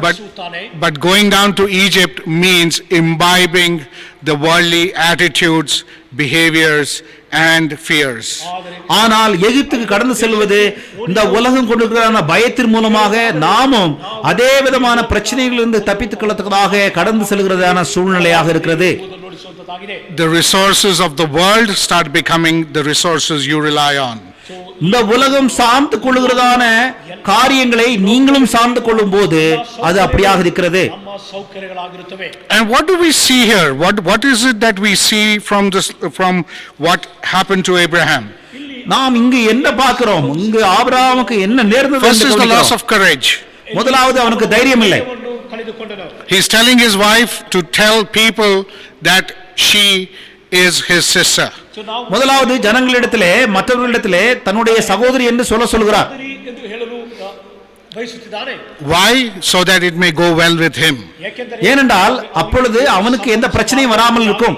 You see, the minute you are out of the fellowship of God, நீங்கள் பார்க்கும்போது நீங்கள் எப்பொழுது எந்த க்ஷணத்திலே ஆண்டவரிடத்தில் உள்ள உறவிலிருந்து கடந்து செல்வீர்களோ, the old self has come to the front again.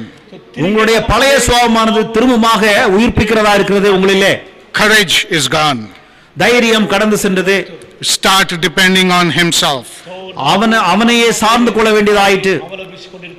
The reliance on the self and the wisdom of the flesh. அவனுடைய சுயத்தை சார்ந்து அவனுடைய சொந்த ஞானத்தை சார்ந்து இருக்க வேண்டியதாயிற்று. And what does the Bible say? It says that the Pharaoh took Sarai to be a part of his harem. அங்கு வேதாகமம் என்ன சொல்கிறது? பார்வோன் சாராளை தன்னுடைய மனைவியாக்க கொள்ளத்தக்கதாக எடுத்துக்கொண்டான். But he dealt well with Abraham. ஆனால் ஆபிரகாமோடு நல்லபடியாக நடந்து He கொண்டான். was given sheep, அவனுக்கு ஆடுகளை கொடுத்தான், oxen, he asses and she asses. மாடுகளையும் மற்ற கழுதைகளையும் வேலைக்காரிகளையும் கொடுத்தான். Men servants and maid servants. வேலைக்காரிகளையும் கொடுத்தான். The pressure was off, comfort came in. அது நிமித்தமாக அவன் ஆண்டு சௌகரியங்களை பெற்றுக்கொண்டார். The Lord afflicted Pharaoh's house also. அது நிமித்தமாக ஆண்டவர் பார்வோனுடைய வீட்டை So what we கடாட்சித்தார். see here is that Abraham had also put Sarai in a place of real danger. இங்கே எதை பார்க்க வேண்டும் என்றால் ஆபிரகாம் சாராளை உண்மையாகவே ஒரு பிரச்சனையான சூழ்நிலைக்குள்ளாக கடந்து செல்கிறார் வைக்கிறார். I mean, please look at this. There was no danger to Sarah till Abraham spoke that lie and made it possible for the Pharaoh to take Sarai into his harem. இங்கு பார்க்கும் தயவு செய்து கண்ணோக்கி பாருங்கள். ஆபிரகாம் பொய் சொல்லி சாராளை பார்வோன் அழைத்து செல்லும் மட்டுமாக அங்கு பிரச்சனை இல்லை. ಅವನು ಸುಳ್ಳನ್ನು ಹೇಳಿದನು, ಆಗ ಫರೋಹನ ಎದುರಿನಲ್ಲಿ ಅವಳನ್ನು ತೊಂದರೆಗೆ ಸಿಲುಕಿಸಿದನು. This is the second problem of going down to Egypt.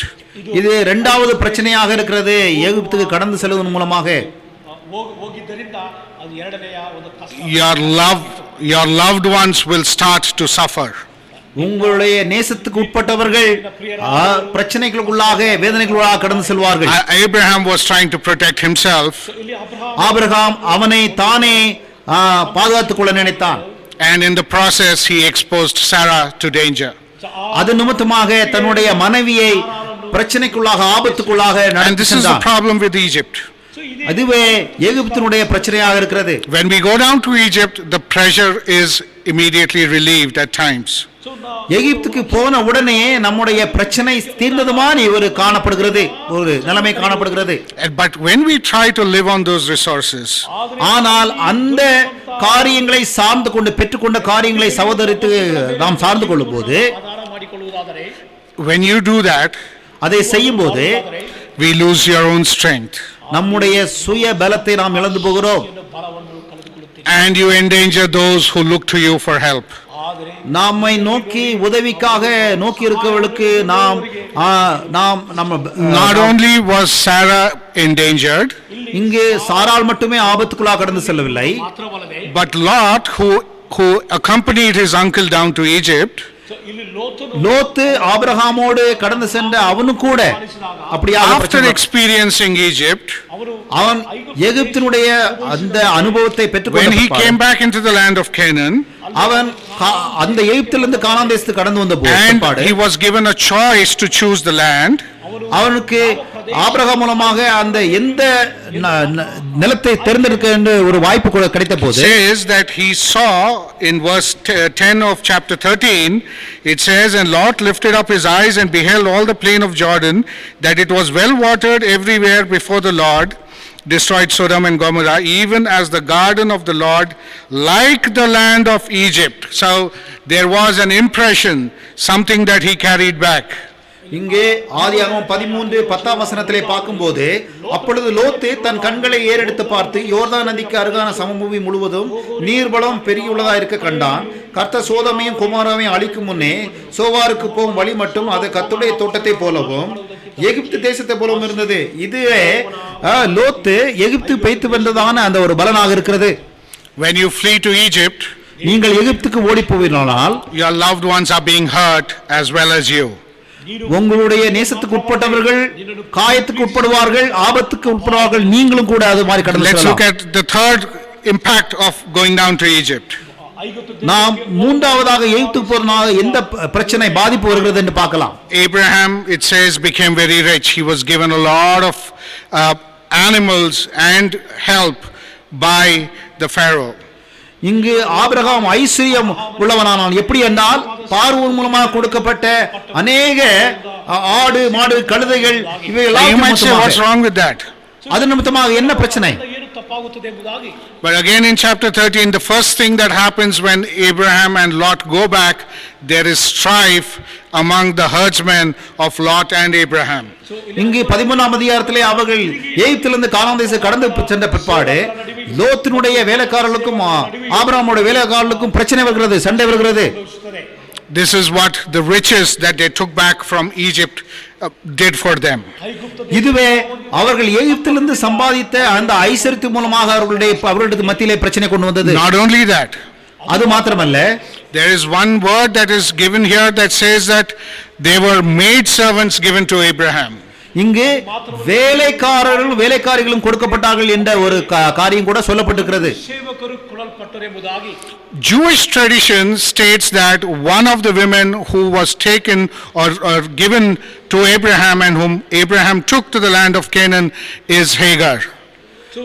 இங்கு யூதனுடைய முறைமைப்படி ஆபிரகாமுக்கு அடிமைப்பெண்ணாக கொடுக்கப்பட்ட ஒரு நபர் ஆகாராக இருக்கிறார் என்று சொல்லப்பட்டிருக்கிறது. And we all know how that story unfolds. அந்த கதையினுடைய காரியங்கள் முடிவு குறித்து நமக்கு எல்லாருக்கும் But தெரியும். that's not all. அதுவே எல்லாமாக இருக்கவில்லை. Abraham had become a curse to the world that he had become a part of. Abraham தாம் சார்ந்து இருந்த அந்த உலகத்துக்கு சமுதாயத்துக்கு சாபமாக மாறி போனான். The Lord afflicted Pharaoh and his house with great plagues because of Sarai. ஆண்டவர் பார்வோரையும் அவருடைய வீட்டையும் சாராள் நிமித்தமாக பெரும் வாதைக்கு உட்படுத்தினார். Abraham was called to be a blessing. ஆபிரகாம் ஆசீர்வதிக்கப்பட்டவனாக அழைக்கப்பட்டவனாக இருக்கிறான். But when he went down to Egypt, he became a curse. Abraham எகிப்துக்கு கடந்து சென்ற போது அவன் சாபத்துக்கு A Christian out of உள்ளானான். fellowship with Christ is of no help to the lost people of this world.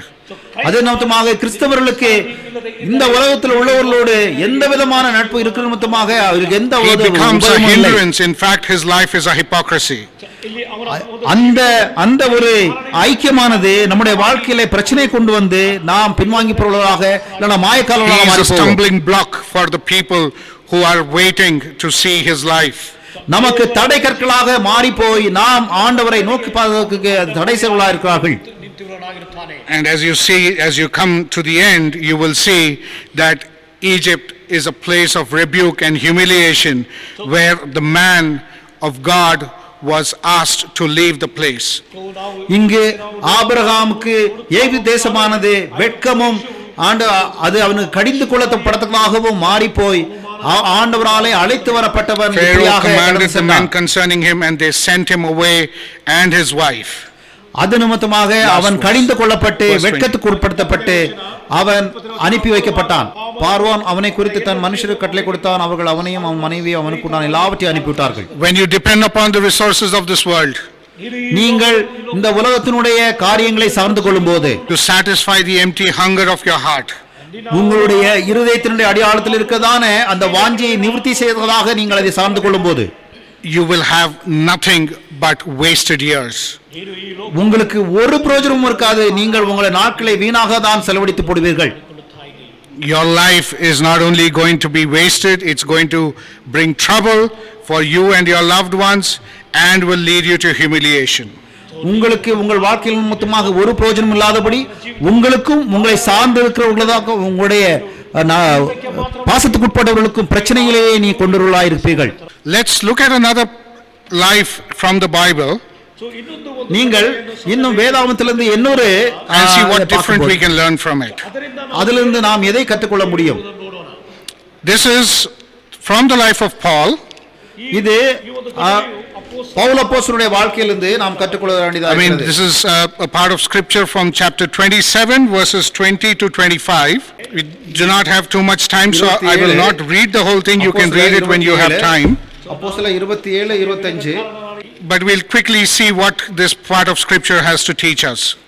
நாம் விரைவாக இந்த பகுதி நமக்கு என்ன சொல்கிறது என்று நாம் During பார்க்கலாம். Paul's imprisonment as Caesarea, அங்கு சிசரியா தேசத்திலே அங்க பவுல் he was அப்போஸ்தலர் presented காணப்பட்டபோது in front of the governor Festus.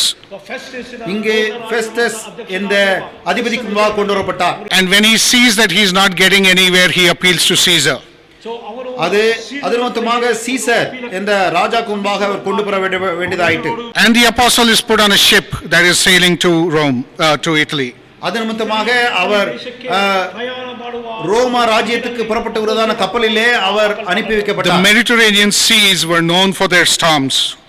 அந்த கடலானது அங்கு கடல் கொந்தளிப்புக்கு பிரசித்தி பெற்ற ஒரு காரியமா இருக்கிறது. ಸಾಗರವಾಗಿದೆ. And the ship is caught in one of those storms. அங்கு அந்த கடலுடைய அவருடைய கொந்தளிப்பு நிமித்தமாக அந்த கப்பலானது சிக்கிக் கொண்டது. And as the storm increased, அந்த கடல் கொந்தளிப்பு பெருகின போது the despair of the people on the ship began to grow. அந்த கப்பலிலே பயணம் செய்தவர்களுடைய They மனம் threw குறைந்து போனது. overboard much of what they were carrying on the ship. ಅವರಲ್ಲಿ ಇದ್ದಂತ அவர்களிடத்தில் இருந்த எல்லாவற்றையும் அவர்கள் உதரை Even the mainsail and the tackle was thrown abroad. அவர்களிடத்தில் இருந்த எல்லா முக்கியமான காரியங்கள் கூட அவர்கள் தூர எரிந்து போட வேண்டியதாயிற்று. And Luke says, when neither sun nor stars appeared in many days, in verse 20 of Acts 27 verse 20. அப்போஸ்தலர் 27:20 அநேக நாளாய் சூரியனானது நட்சத்திரங்களாவது காணப்படாமல் மிகுந்த பெருங்காற்று மழையும் It says when neither sun nor stars appeared in many days, they had all hope taken away.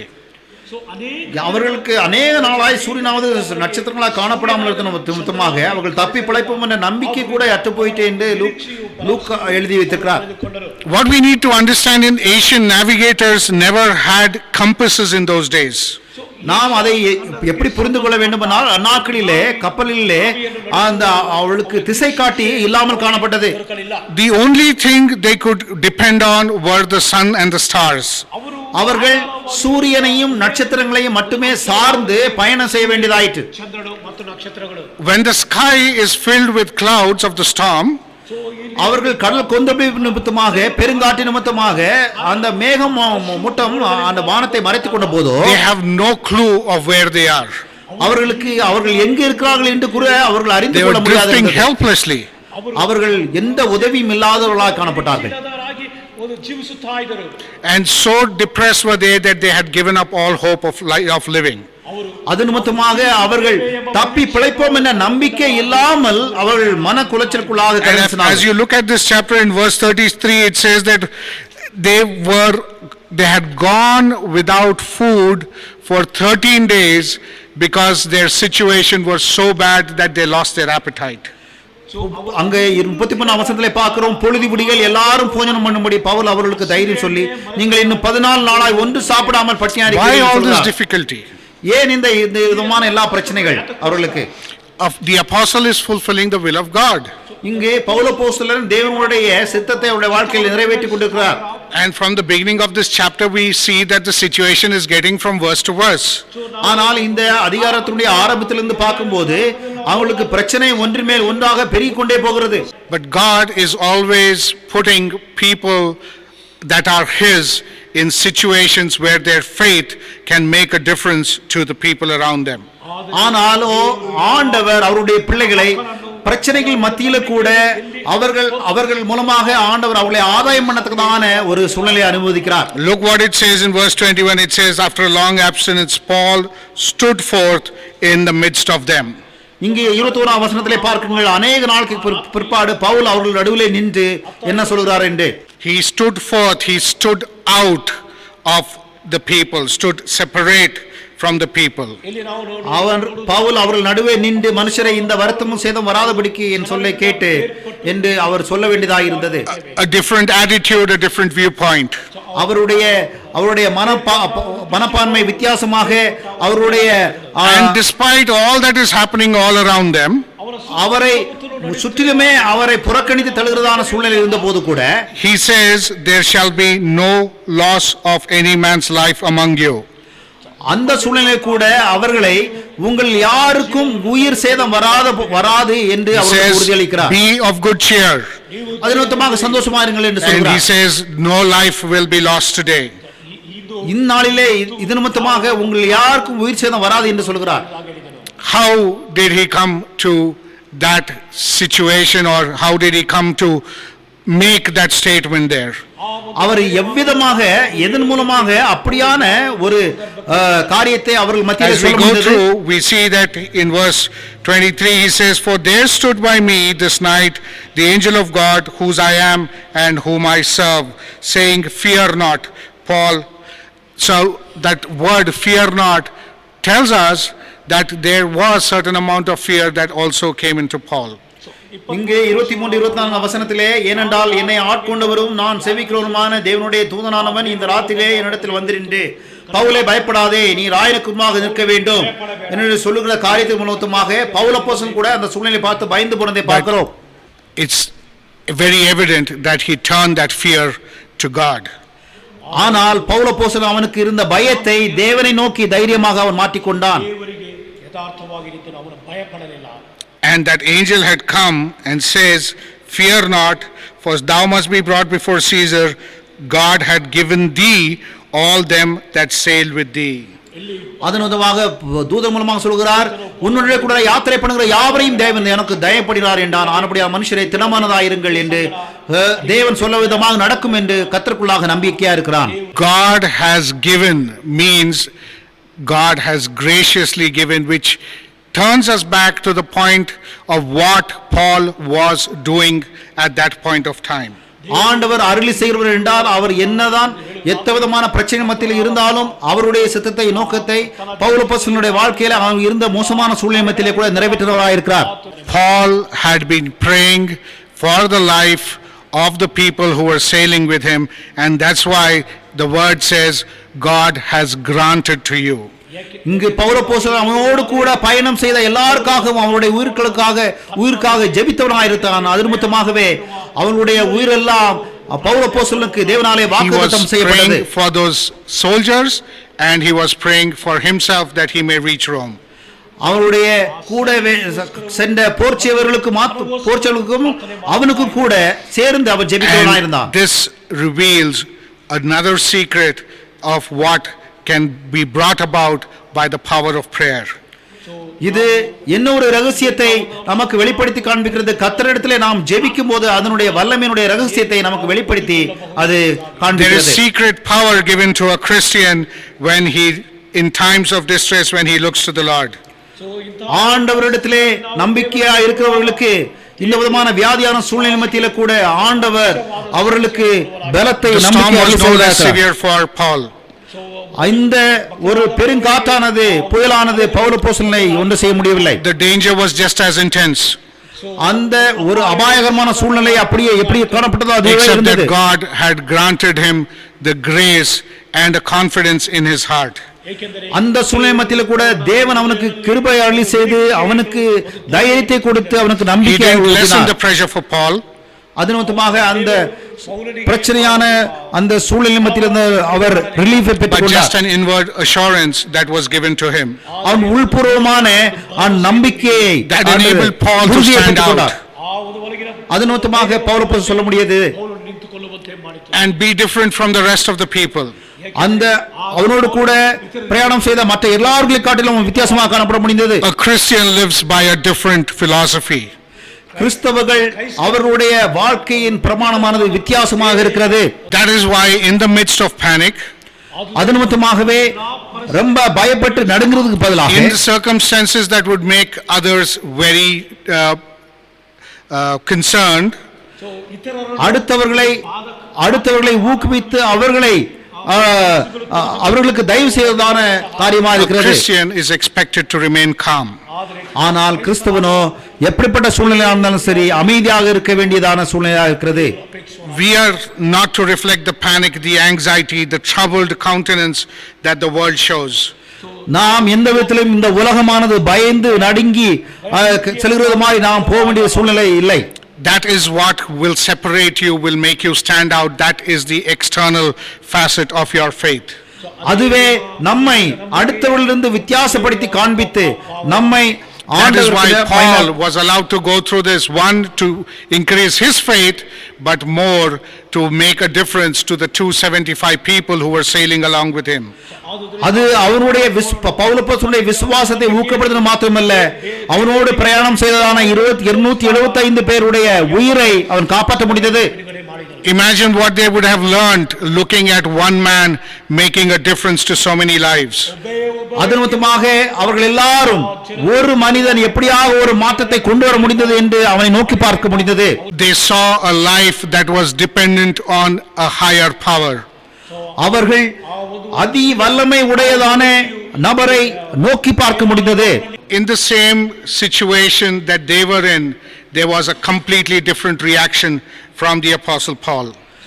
அந்த அதே சூழ்நிலை மத்தியிலே பவுலப்போஸ்தலனுடைய காட்டிலும் வித்தியாசமாக அவர்கள் எல்லாரும் ஆண்டு செயல்பட்டார்கள். He showed them that there was a different way of life. அவர்களுக்கு இப்படியாக வித்தியாசமாக வாழ வேண்டும் என்ற காரியத்தை What's our வாழ்க்கையை அவங்க story? எடுத்து காட்ட முடிந்தது. ನಮ್ಮ ಒಂದು ಕಥೆ ಏನಾಗಿದೆ? What's our testimony? நம்முடைய சாட்சி என்னவா இருக்கிறது? Is it evident to everyone around you that you are a different person? ನಮ್ಮ ಸುತ್ತ நம்மை சுற்றி இருக்கிறவர்களுக்கு மத்தியிலே நாம் வித்தியாசமானவர்கள் என்பது நமக்கு காண்பிக்க முடிகிறதா? Or do you do what everyone else does? இல்லாவிட்டால் மற்றவர்கள் செய்கிற விதமாகவே நாமும் செய்து கடந்து போகிறோமா? When you became a Christian, did it change things about your life? நாம் கிறிஸ்தவர்களாக மாறி போன போது நம்முடைய வாழ்க்கையானது மாறி போன நிலைமைக்குள்ளாக வருகிறது. If it didn't, you probably didn't happen. ಒಂದು ವೇಳೆ அந்த மாற்றம் வரவில்லை என்றால் நாம் இன்னும் கிறிஸ்தவர்களாக ரட்சிக்கப்பட அனுபவத்துக்குள்ளாக வரவில்லை. COVID-19 has brought one of the most unprecedented times that we have seen. COVID-19 இந்த சூழ்நிலையானது நாம் ஒருவரும் எதிர்பார்க்காத அதிர்ஷ்யமான ஒரு சூழ்நிலைக்குள்ளாக கொண்டு வந்திருக்கிறது. ತಂದು ಕೊಟ್ಟಿದೆ. Have you become a part of this world expressing the same fear, same worry, same stress because of that? நாமும் இந்த உலகம் வெளிப்படுத்தி காண்பிக்கிறதான அதே பயத்தோடும் நடுக்கத்தோடும் அதே கவலையோடும் நாமும் காணப்படுகிறோமா? ಇದೆಯಾ? What are you portraying to them? நாம் அவர்களுக்கு எதை வெளிப்படுத்தி காண்பிக்கிறோம்? எதை பிரதிபலிக்கிறோம்? Do they see faith, courage, confidence in you? நம்மிடத்திலே விசுவாசத்தையும் தைரியத்தையும் நாம் நம்பிக்கையும் நம்மிடத்திலே அவர்கள் பார்க்க முடிகிறதா? Do they see you as being somebody who's different? அவர்கள் நம்மை ஒரு வித்தியாசமான ஒரு நபராக ஏறெடுத்து பார்க்க Or do முடிகிறதா? they see you responding to the comments with the same attitude that the rest of the world is displaying? இல்லாவிட்டால் இந்த உலகத்தில் உள்ள மற்றவர்கள் செய்கிற விதமான அதே விதமான ஒரு இது காரியத்தை நம்மால் சொல்ல Do they முடியாது. see certainty, authority and confidence in how you are living your life today? நம்முடைய வாழ்க்கையிலே நிச்சயத்தோடும் உள்ள அதிகாரத்தோடும் உள்ள முழு தன்மையோடும் நாம் நம்முடைய வாழ்க்கை காணப்படுகிறதா? 2 Corinthians 5:7 says, "For we walk by faith, not by sight." 2 கொரிந்தியர் 5:17 சொல்கிறது நாம் தரிசித்து விசுவாசித்து நடக்கிறோம் என்று. 2 கொரிந்தியர் 2 5:7 Corinthians 5:7. 2 கொரிந்தியர் 5:7 சொல்கிறது நாம் தரிசித்து நடவாமல் விசுவாசித்து நடக்கிறோம் என்று.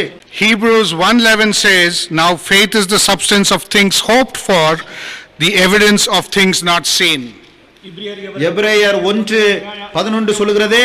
And Hebrews chapter 11 ಇಬ್ರಿಯರಿಗೆ ಬರೆದ ಪತ್ರಿಕೆ 11ನೇ ಅಧ್ಯಾಯ எபிரேயர் 6 says, 11:6 சொல்கிறது. 6ನೇ ವಚನವು "But without faith it is impossible to please him, for he that cometh to God must believe that he is, and that he is a rewarder of them that diligently seek him."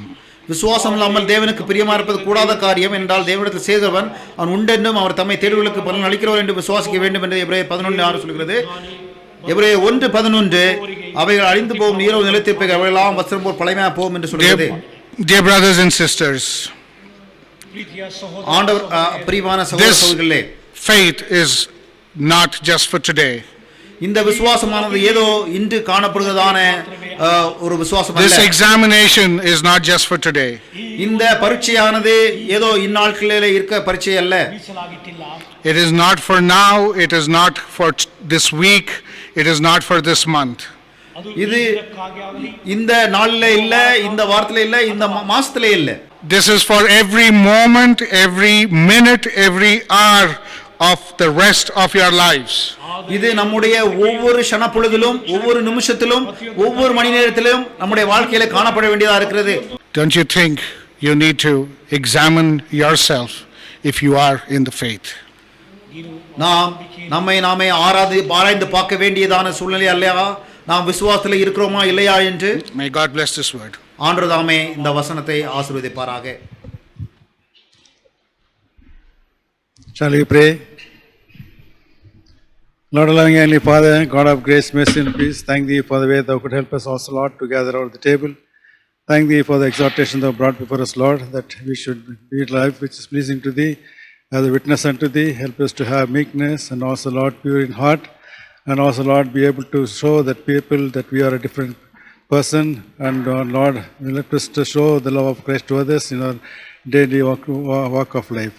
Give us the grace, Lord, for the way Thou hast given us this warning. Help us also to examine ourselves, and if we have failed in any way, give us the grace that we may correct ourselves and be able to lead a life which is pleasing to Thee as a witness. The people who see us will be able to see a marked difference between the worldly people and the people who belong to Thee. Lord, we pray thee to be with us, lead us and guide us. Also, Lord, thank thee for the great invitation that's given unto us, even to gather around the table. Help us to be able to take part in a worthy manner, preparing ourselves. Lord, we also thank thee for the great sacrifice that you did on the cross.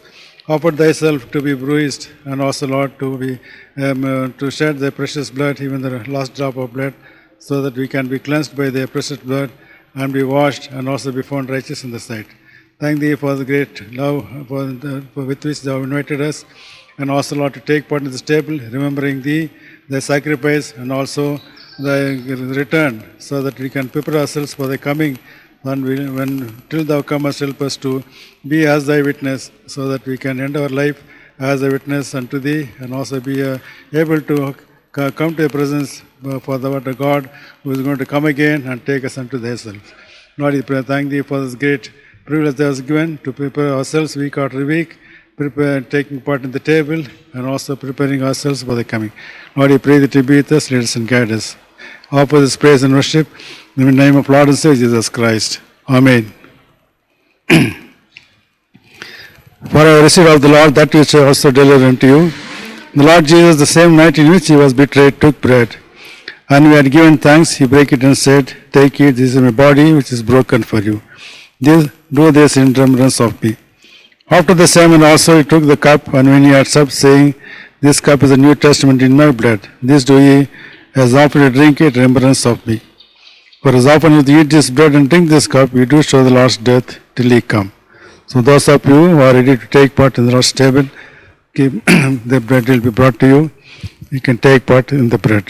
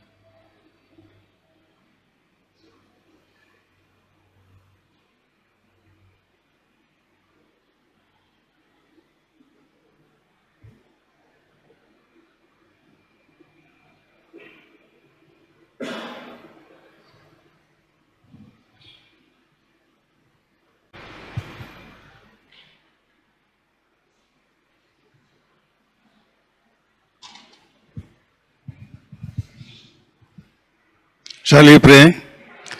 Lord, loving Heavenly Father, thank and praise Lord for helping us to take part in the table in the worthy manner. Lord, those who are taken unworthily, Lord, we pray thee to speak to them, give them grace that they may correct themselves and also be able to take part in the worthy manner in the coming days.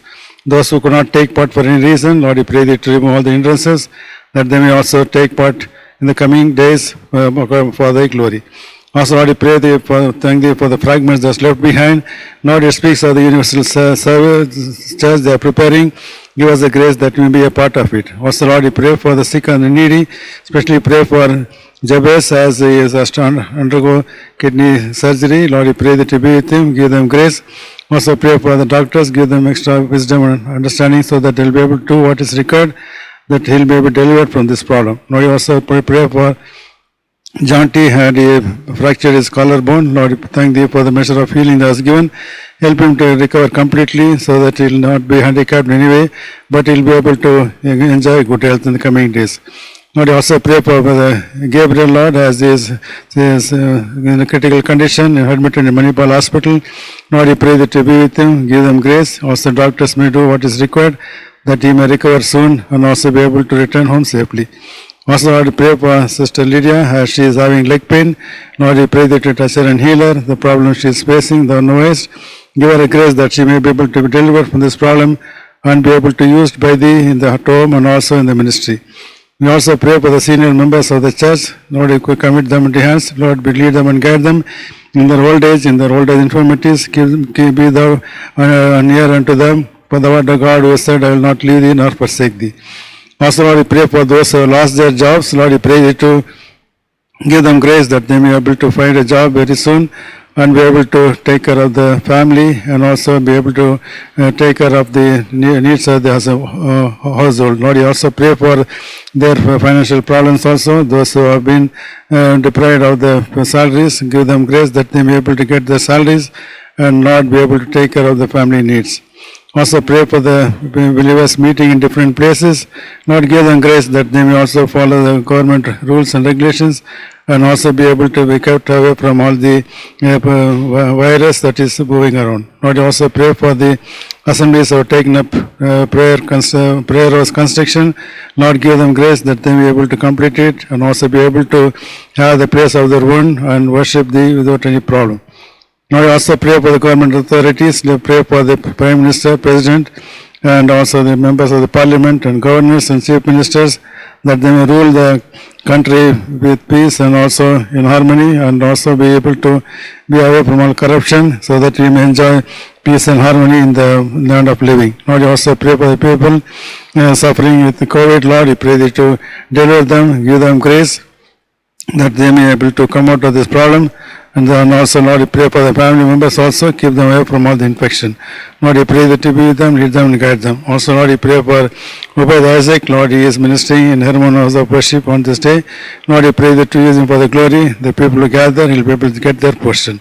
Lord, I pray that you be with us, lead us and guide us. Committing, Lord, everything into your hands, we pray. Name of Lord and Savior Jesus Christ. Amen. We shall now sing a song. That time you have the privilege to bring offerings unto the Lord as an act of worship. நாம் இப்பொழுது ஒரு பாடலை பாடும்போது கர்த்தரை நாம் பொருளாலே ஆராதிக்கிறதாக கொண்டு வருவோம்.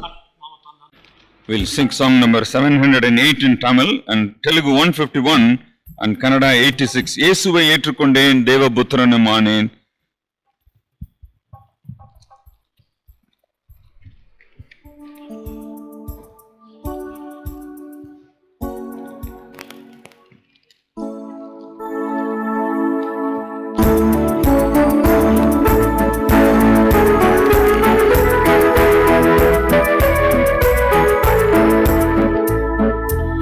இயேசுவை ஏற்றுக்கொண்டேன் தேவபுத்திரனும் ஆனேன்.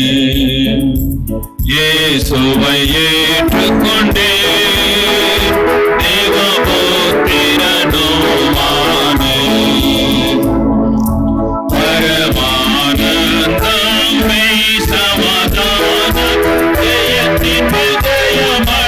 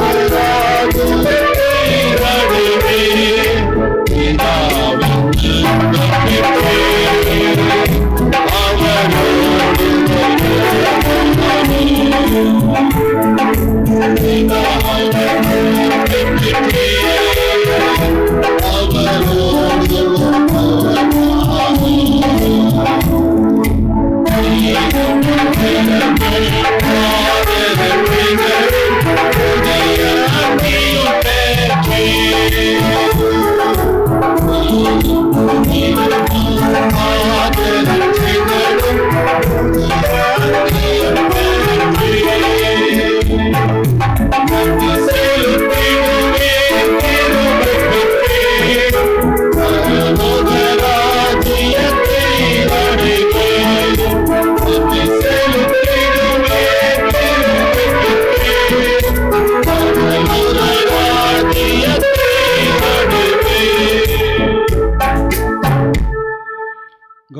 our online service will continue till we receive the government orders. Prayer meeting on every Tuesday will continue on Zoom from 6:30 onwards.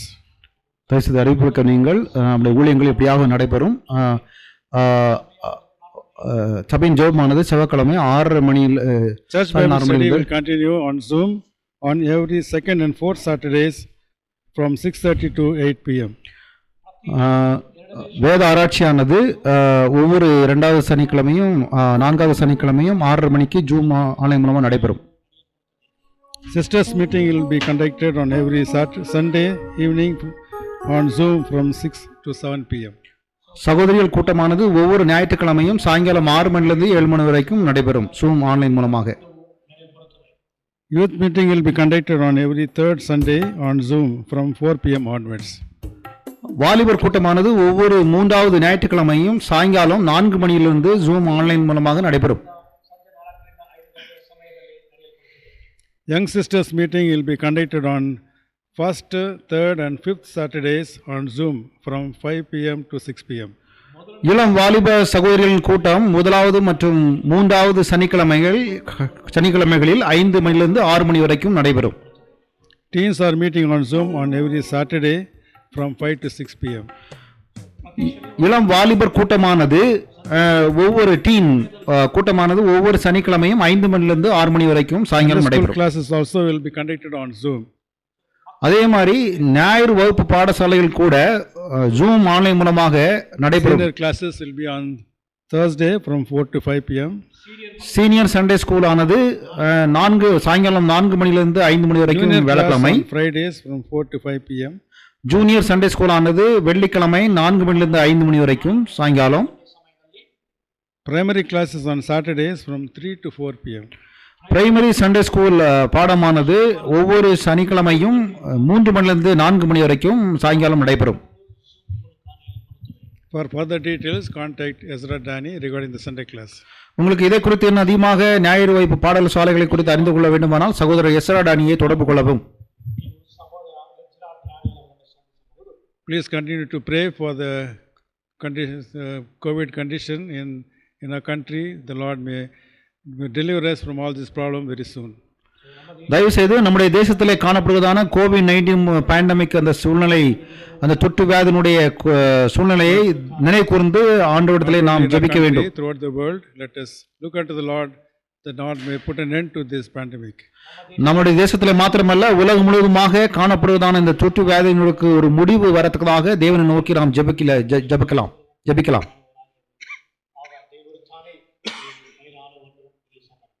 Shall we pray? நாம் இப்பொழுது ஜெபிக்கலாம். Lord, our loving Heavenly Father, எங்களை நேசித்து நடத்துகிற பிதாவே, we thank and praise Lord for helping us together to bring the praise and worship that is due unto the name. ஆண்டவரே, நாங்கள் உம்மை துதித்து ஆராதிக்கிறதுக்காக எங்களுக்கு நீ கிருபை செய்ததற்காக நன்றி செலுத்துகிறோம். We also thank thee for bringing Brother Srikanth Reddy to share the main message. ஆண்டவரே, பிரதர் ஸ்ரீகாந்த் ரெட்டியை பிரதான செய்தி கொடுக்கிறதுக்காக கொண்டு வந்ததற்காக நமக்கு நன்றி செலுத்துகிறோம். Bless the word that has been spoken. கொடுக்கப்பட்ட உம்முடைய வார்த்தையை நீதாமே ஆசீர்வதித்து நடத்தியருளும். Give us also the grace that you may be able to understand thy will and be able to do accordingly in the days to come. ஆண்டவரே, உம்முடைய வார்த்தையை புரிந்து கொண்டு உம்முடைய சித்தத்தை எங்களுடைய வாழ்க்கையிலே செய்யத்தக்கதாக எங்களுக்கு கிருபை செய்யும். Pray thee to bless his ministry and his family. ஆண்டவரே, அவருடைய ஊழியத்தையும் அவருடைய குடும்பத்தையும் ஆசீர்வதியும். Also Lord, we pray for the weekly ministries. ஆண்டவரே, வாராந்திர ஊழியங்கள் ஒவ்வொன்றுக்காக ஜெபிக்கிறோம். We pray for the Tuesday prayer and Bible study and sisters meeting. ஆண்டவரே, செவ்வாய்க்கிழமை சபையின் ஜெபம், ஆண்டவரே இன்னும் பைபிள் வேதாகம ஆராய்ச்சி கூட்டம் and சிஸ்டர்ஸ் மீட்டிங்களுக்காக ஜெபிக்கிறோம். We also pray for the Sunday class ministry. ஆண்டவரே, சண்டே ஸ்கூல் ஊழியங்களுக்காக ஜெபிக்கிறோம். And also the teens ministry. ஆண்டவரே, இன்னும் இளம் வாலிபர் கூட்டத்துக்காக ஜெபிக்கிறோம். Let all the ministry that's being done throughout the week may be blessed by thee, and the people also be able to be benefited and blessed. ஆண்டவரே, இந்த வருகிற வாரம் செய்யப்பட போகிற எல்லா ஊழியங்களுமாக ஆண்டவரே உம்முடைய நிதாமே உம்முடைய ஊழியத்தை செய்து ஊழியத்தின் மூலமாக சபையை பலப்படுத்துவதாக ஜெபிக்கிறோம். Pandemic during the week. ஆண்டவரே, இது வருகிற வாரத்தில் கூட உங்களுடைய பிள்ளைகளை இந்த கோவிட்-19 பேண்டமிக் சூழ்நிலையிலே பாதுகாத்துக் கொள்ளும். You also pray for the medical personnel that may not be affected by this virus anyway. ஆண்டவரே, விசேஷமாக ஆண்டவரே மருத்துவர்கள், ஆண்டவரே இந்த கோவிட்-19 பேஷண்ட்ஸை பேணி காக்கிறவர்கள் எந்த பாதிப்புக்கும் வராதபடி ஜெபிக்கிறோம். You also pray for brother and sister Prabhakar serving the in states. ஆண்டவரே, யூசை தேசத்திலே உம்முடைய ஊழியத்தை செய்கிறதான உம்முடைய ஊழியக்காரர் பிரபாரங்களுக்காக, ஆண்டிக்காக ஆண்டவரை ஜெபிக்கிறோம். Also even as they minister into so many other places through Zoom.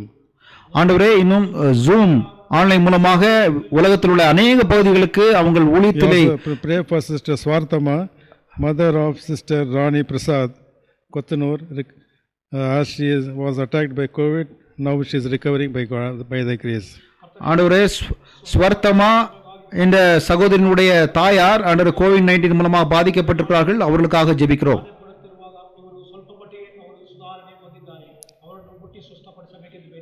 We pray that to deliver her completely. ஆண்டவரே, அவர்களுக்கு முழுமையான விடுதலை நாமே அதிலிருந்து இந்த வியாதியிலிருந்து கட்டளையிடும். The other family members also that they will not be affected. ஆண்டவரே, இன்னும் குடும்பத்தில் உள்ள மற்றவர்களுக்காக ஜெபிக்கிறோம். அவர்கள் எந்த வியாதினாலே பாதிக்கப்படாதபடி காத்துக்கொள்ளும். We pray in the name of Lord and Savior Jesus Christ. ஆண்டவராகிய இயேசு கிறிஸ்துவின் நாமத்தினாலே ஜெபிக்கிறோம் பிதாவே. ஆமென். May the grace of our Lord Jesus Christ, love of the Father, covenant of the Holy Spirit, rest and abide with us now and forevermore. Amen. Amen.